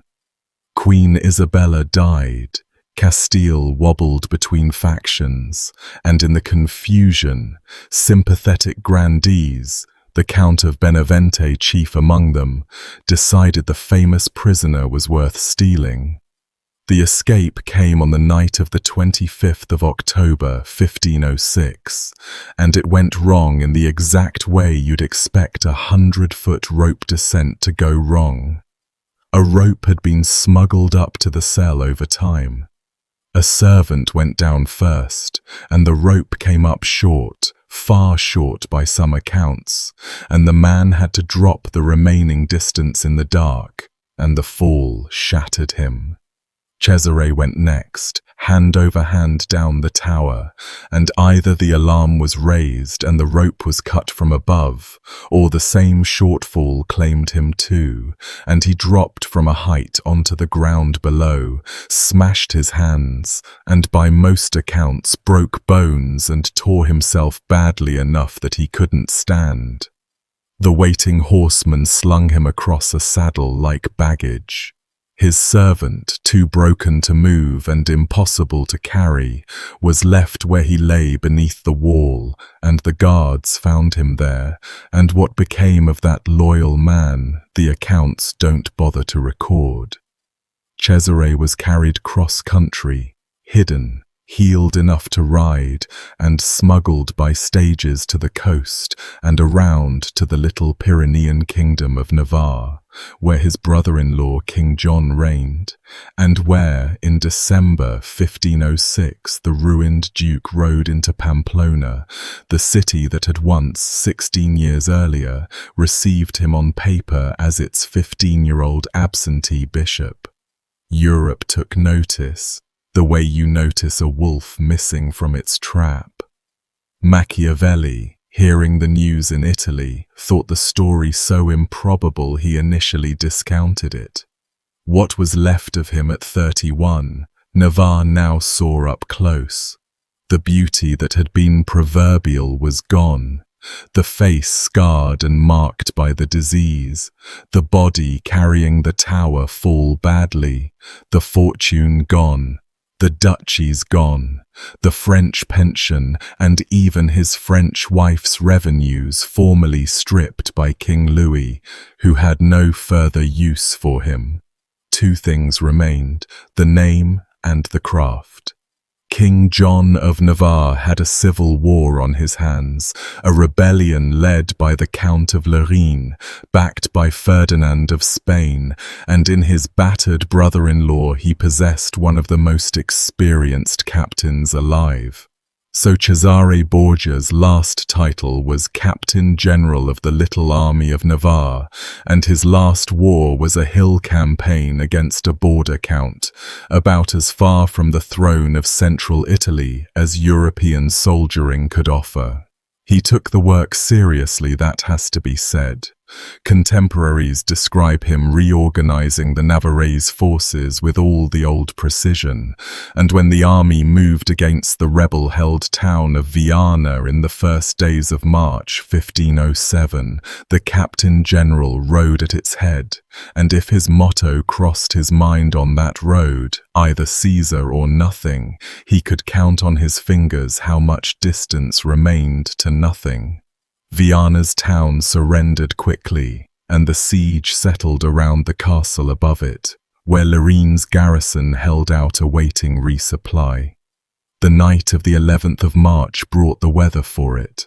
A storm off the mountains, rain in sheets, visibility nothing, and under its cover a convoy from Lorine's son slipped through the siege lines and delivered bread and men to the castle, and slipped back out.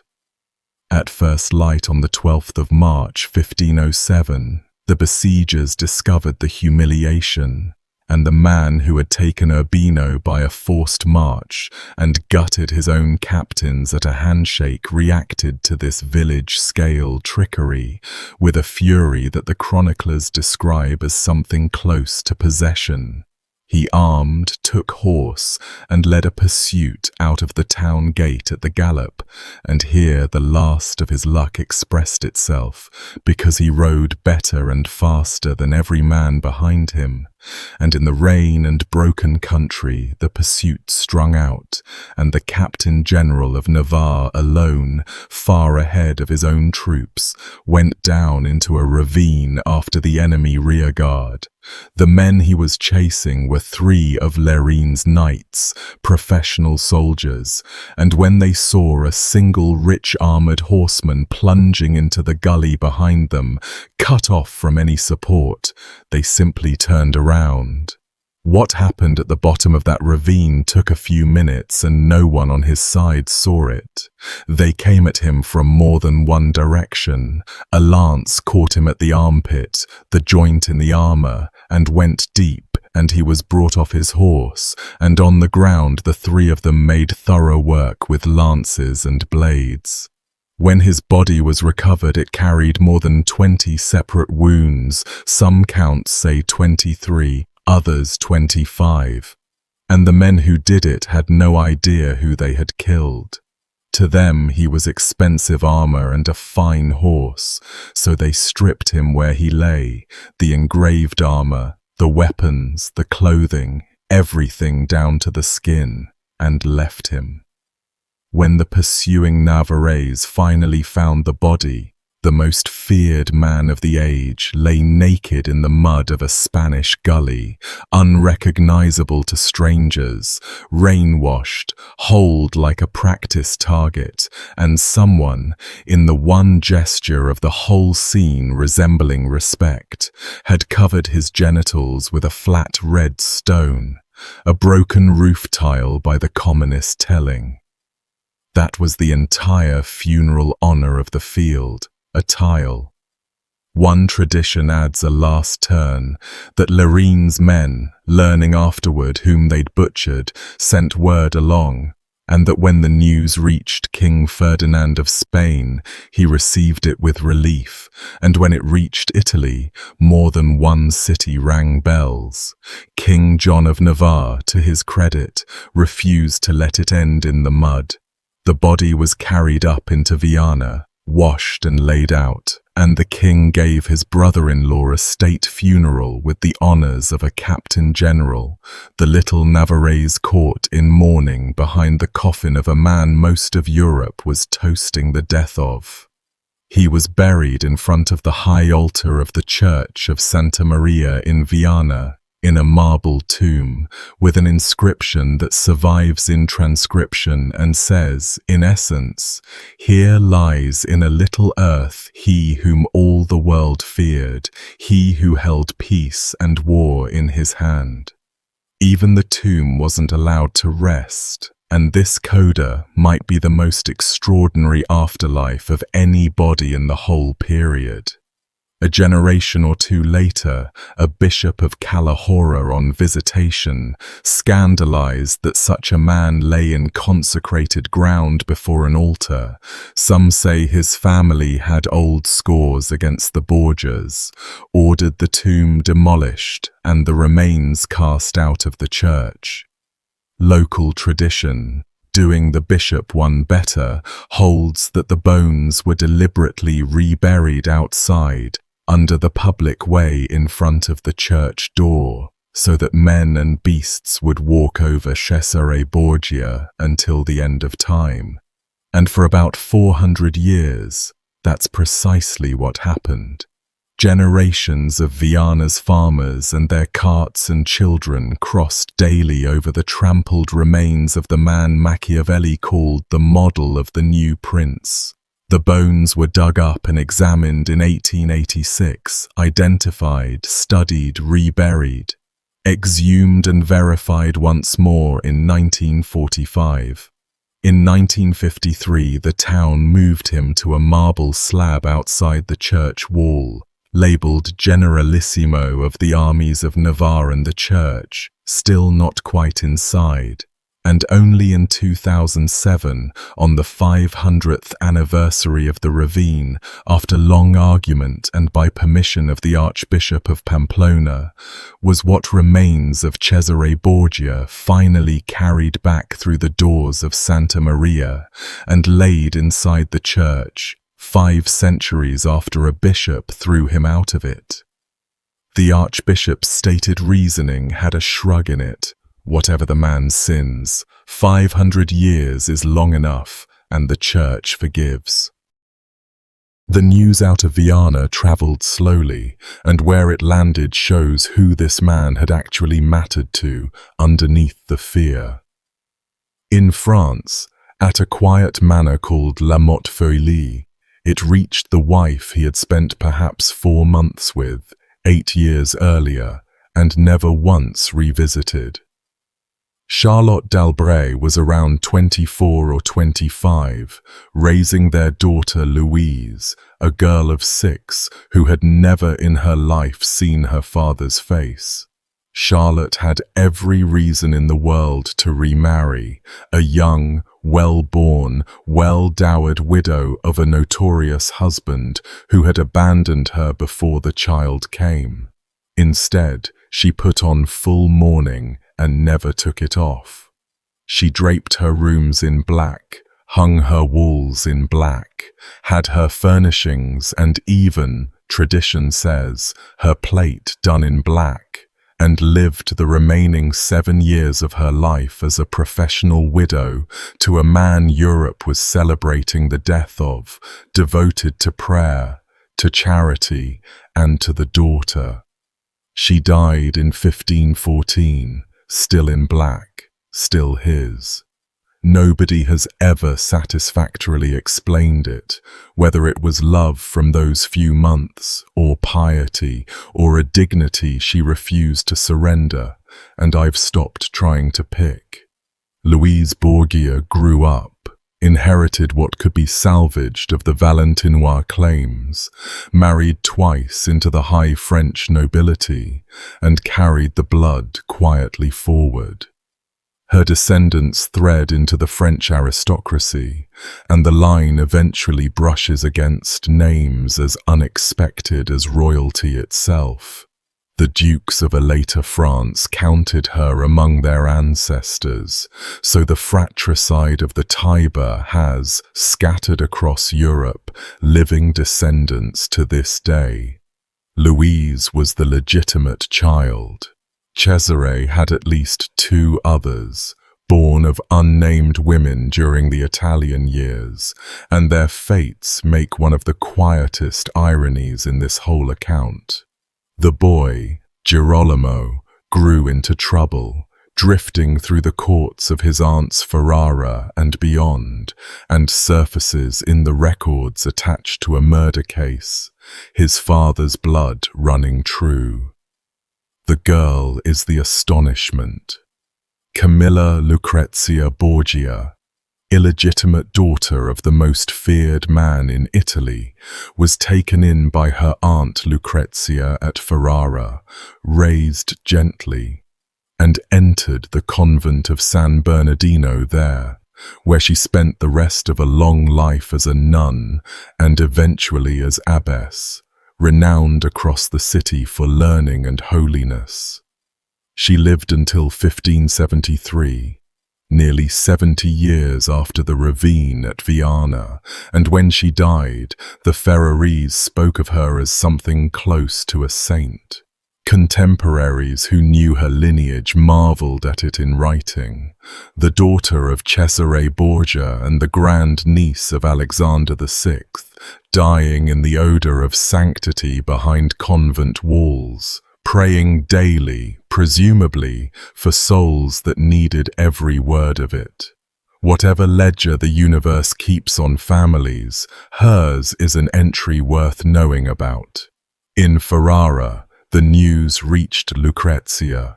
She was 26, Duchess of Ferrara in waiting, and by the accounts from her court, she shut herself away and was heard through the door repeating her brother's name.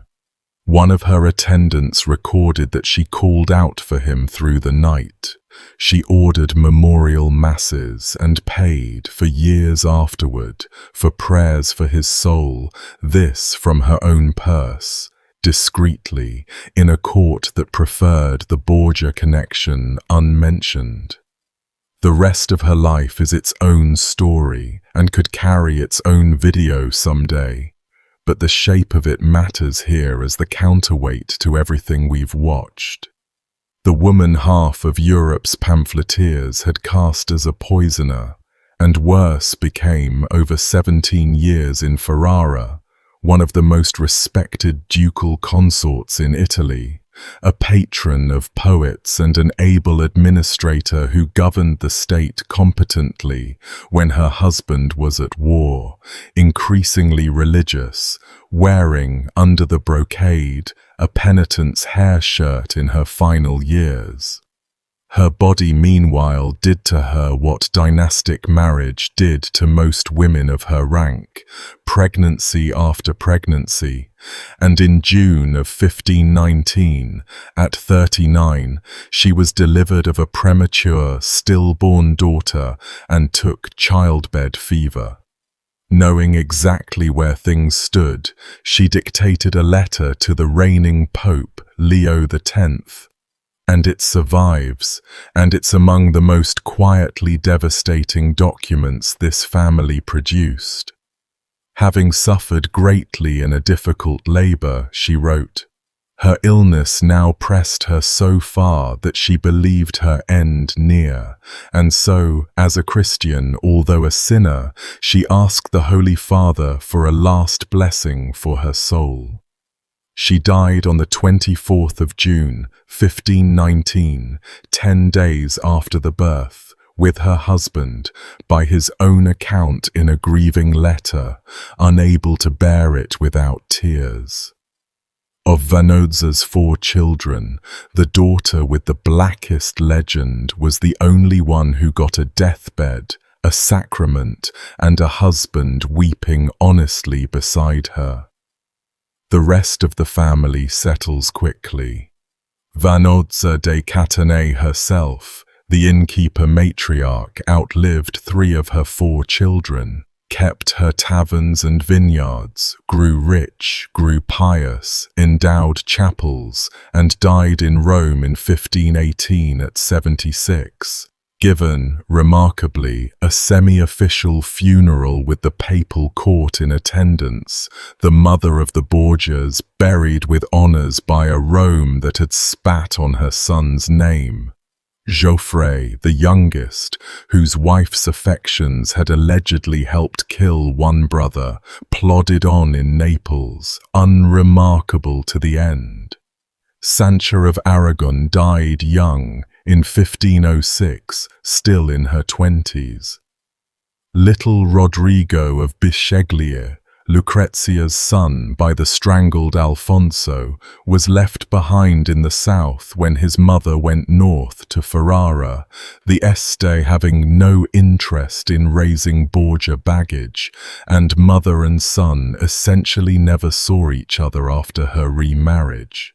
He died at 12, in 1512, and observers at Ferrara recorded Lucrezia's collapse at the news, a mother mourning a child she had been made to abandon, the last bill from the Borgia marriage machine arriving years late.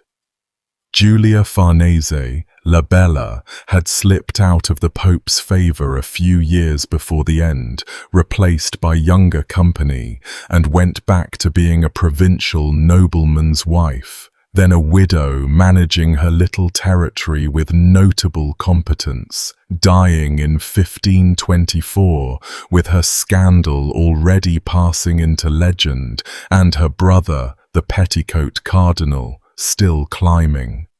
He got the last laugh of the whole era, in fact.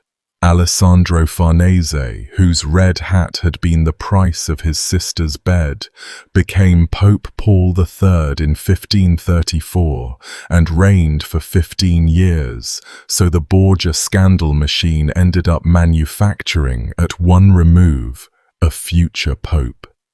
And Johann Burchard, the diarist whose careful Latin we've leaned on all day, served the next pontificate as smoothly as he'd served the last, was rewarded with a bishopric by Julius II, and died in 1506 with his Liber Notarum locked away, having outlasted nearly everyone he wrote about, and never once, in all those pages, told us what he felt about any of it.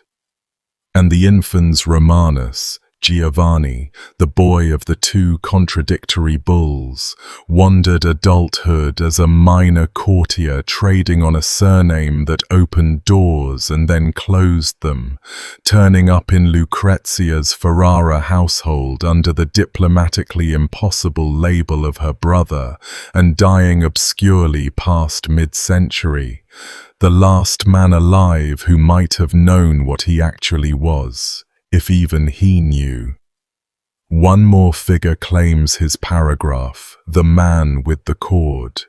Micheletto Corella, strangler of Alfonso of Aragon, of Vitellozzo and Oliverotto, of the Verano, quite possibly of others we've filed under drowned or vanished, survived his torture in Julius's Rome, was inexplicably released, and was then hired, on the recommendation of Niccolo Machiavelli, as a security official for the Republic of Florence, where the citizens could enjoy the protection of the most practiced pair of hands in Italy. He died a few years later, obscurely, possibly violently, in the Milanese. Nothing in the record suggests a single bad night's sleep. The strangest survivor of all, though, was a manuscript. Machiavelli's own career was wrecked in 1512 when the Medici retook Florence, and he was jailed, tortured on the rope, and exiled to his farm, and it was there, in 1513, embittered and unemployed, that he wrote the little book that made his name a permanent adjective. The Prince is many things, and one of the things it is, chapter 7 especially, is a memorial to Cesare Borgia by the man who watched him work. Machiavelli sets him up explicitly as the pattern for anyone who acquires power through fortune and other men's arms, and then, in a sentence that has scandalized readers for 5 centuries, declares that he does not know what better precepts he could offer a new prince than the example of the Duke's actions. He walks his student through the syllabus we've just lived, the elimination of rivals, the beautiful deception of Senegalia, cited with something like connoisseurship, and Cesena, where the halving of Ramiro de Lorca becomes a lesson in the economy of cruelty. One spectacular act discharging 2 years of accumulated hatred onto a scapegoat's corpse. Reviewing the whole career, the secretary finds a single entry for the debit column, permitting the election of Julius, and rules the rest of the collapse an act of weather, the extraordinary and extreme malice of fortune. Later readers have been less generous, pointing out that a state stapled together by treachery in 4 years came apart in 4 months, the moment its author couldn't sit a horse, and that a system with exactly one load-bearing life in it, an elderly pope's, was perhaps not the marvel its admirer claimed. Both readings can be true at once. Machiavelli wasn't naive about what he'd seen. He'd stood in Senegalia while the town burned and written home about men who wouldn't see morning. He simply concluded, from inside a peninsula being eaten alive by foreign armies, that Italy's disease was past gentle medicine, and Cesare Borgia was the most gifted surgeon he ever watched cut. The print circulated in manuscript, was printed after its author's death, went straight onto the church's index of forbidden books, and made its model immortal. Every ruler and would-be ruler who has thumbed it since, and the list runs from emperors to dictators, has been taking, at one remove, instruction from the career of the man under the paving stones of Viana. The book was one tributary. The legend proper, the Borgia legend as the world knows it, grew from many mouths, and tracing who fed it explains a great deal about which stories reached us and in what condition. Start with the fact that the family manufactured enemies on an industrial scale, and that nearly all of them outlived it.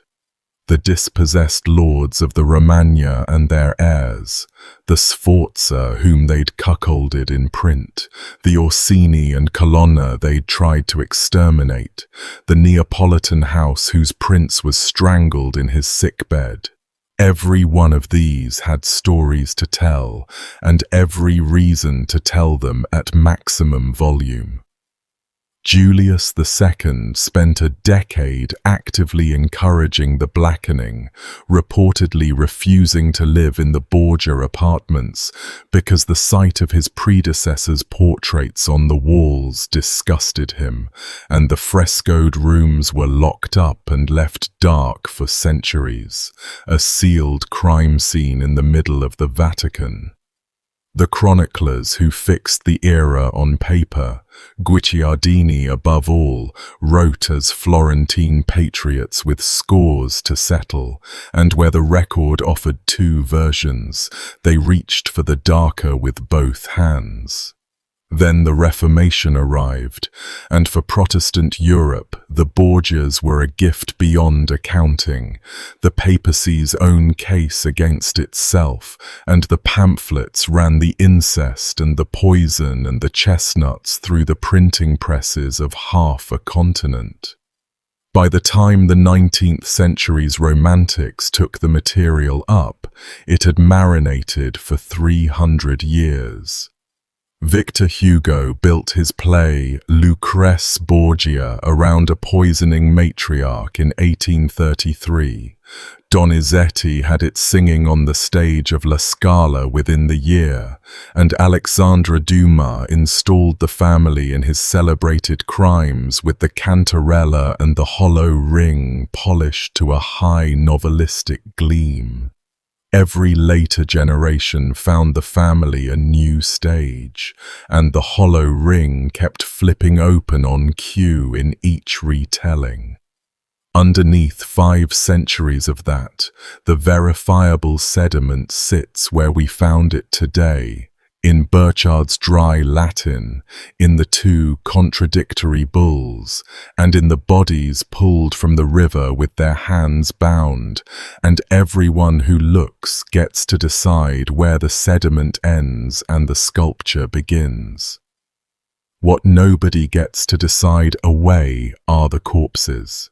Strip every rumor out of this story, keep only what the most skeptical accounting allows, and you are still left with a strangled son-in-law, a strangled 70-year-old and his strangled sons, two strangled generals on one bench, a governor in two pieces in a public square, a teenager with a stone tied to his neck, a chamberlain and a maid drowned within a day of each other, a sacked city's wells stopped with the bodies of women, and a brother in the Tiber with 9 holes in him and his money untouched. The legend needed remarkably little help. And still, and this may be the most Borgia fact of all, the machine they built for their own aggrandizement ended up serving everyone but them. Julius kept the Romagna that Cesare had unified and welded it permanently into the Papal States, meaning the Church harvested the whole conquest, every siege, every strangling, at no cost to its own reputation, all of it billed to a dead Spaniard. The natives of the Romagna, and this flawed contemporary observers, genuinely mourned him. Machiavelli noted with some wonder that the province, which had known only extortionate little tyrants for a century, remembered Borgia rule as the best government it had ever had, fair courts and safe roads, and towns held out for him, in his name, months after his fall, longer than anyone held out for any of the restored old families. The men he dispossessed were mostly worse than he was, just smaller. Make of it what you will. It stands as the last twist of a story that refuses to sit still. That the one place on earth where people had actually lived under Cesare Borgia, rather than merely heard about him, was the one place that wanted him back. Which leaves us in Viana, where this ended, and where you can still stand today. The town keeps him now with something between embarrassment and pride. A bust near the church, the slab, the anniversary observances.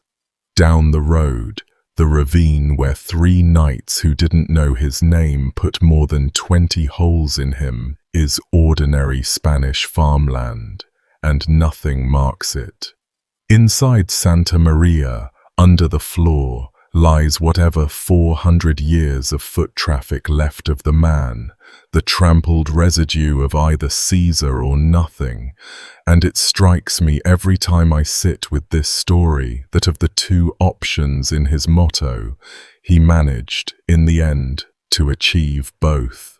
Caesar for 4 years, nothing for 500.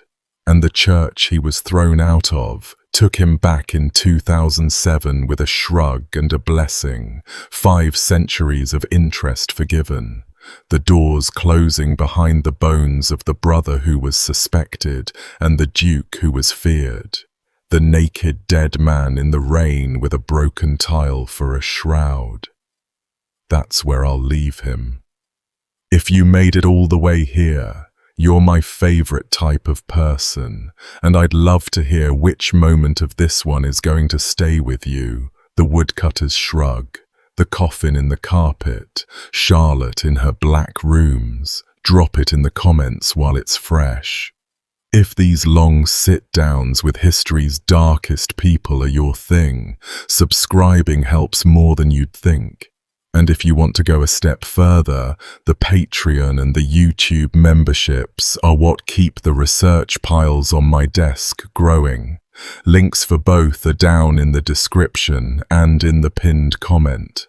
Look after yourselves, and I'll see you in the next one.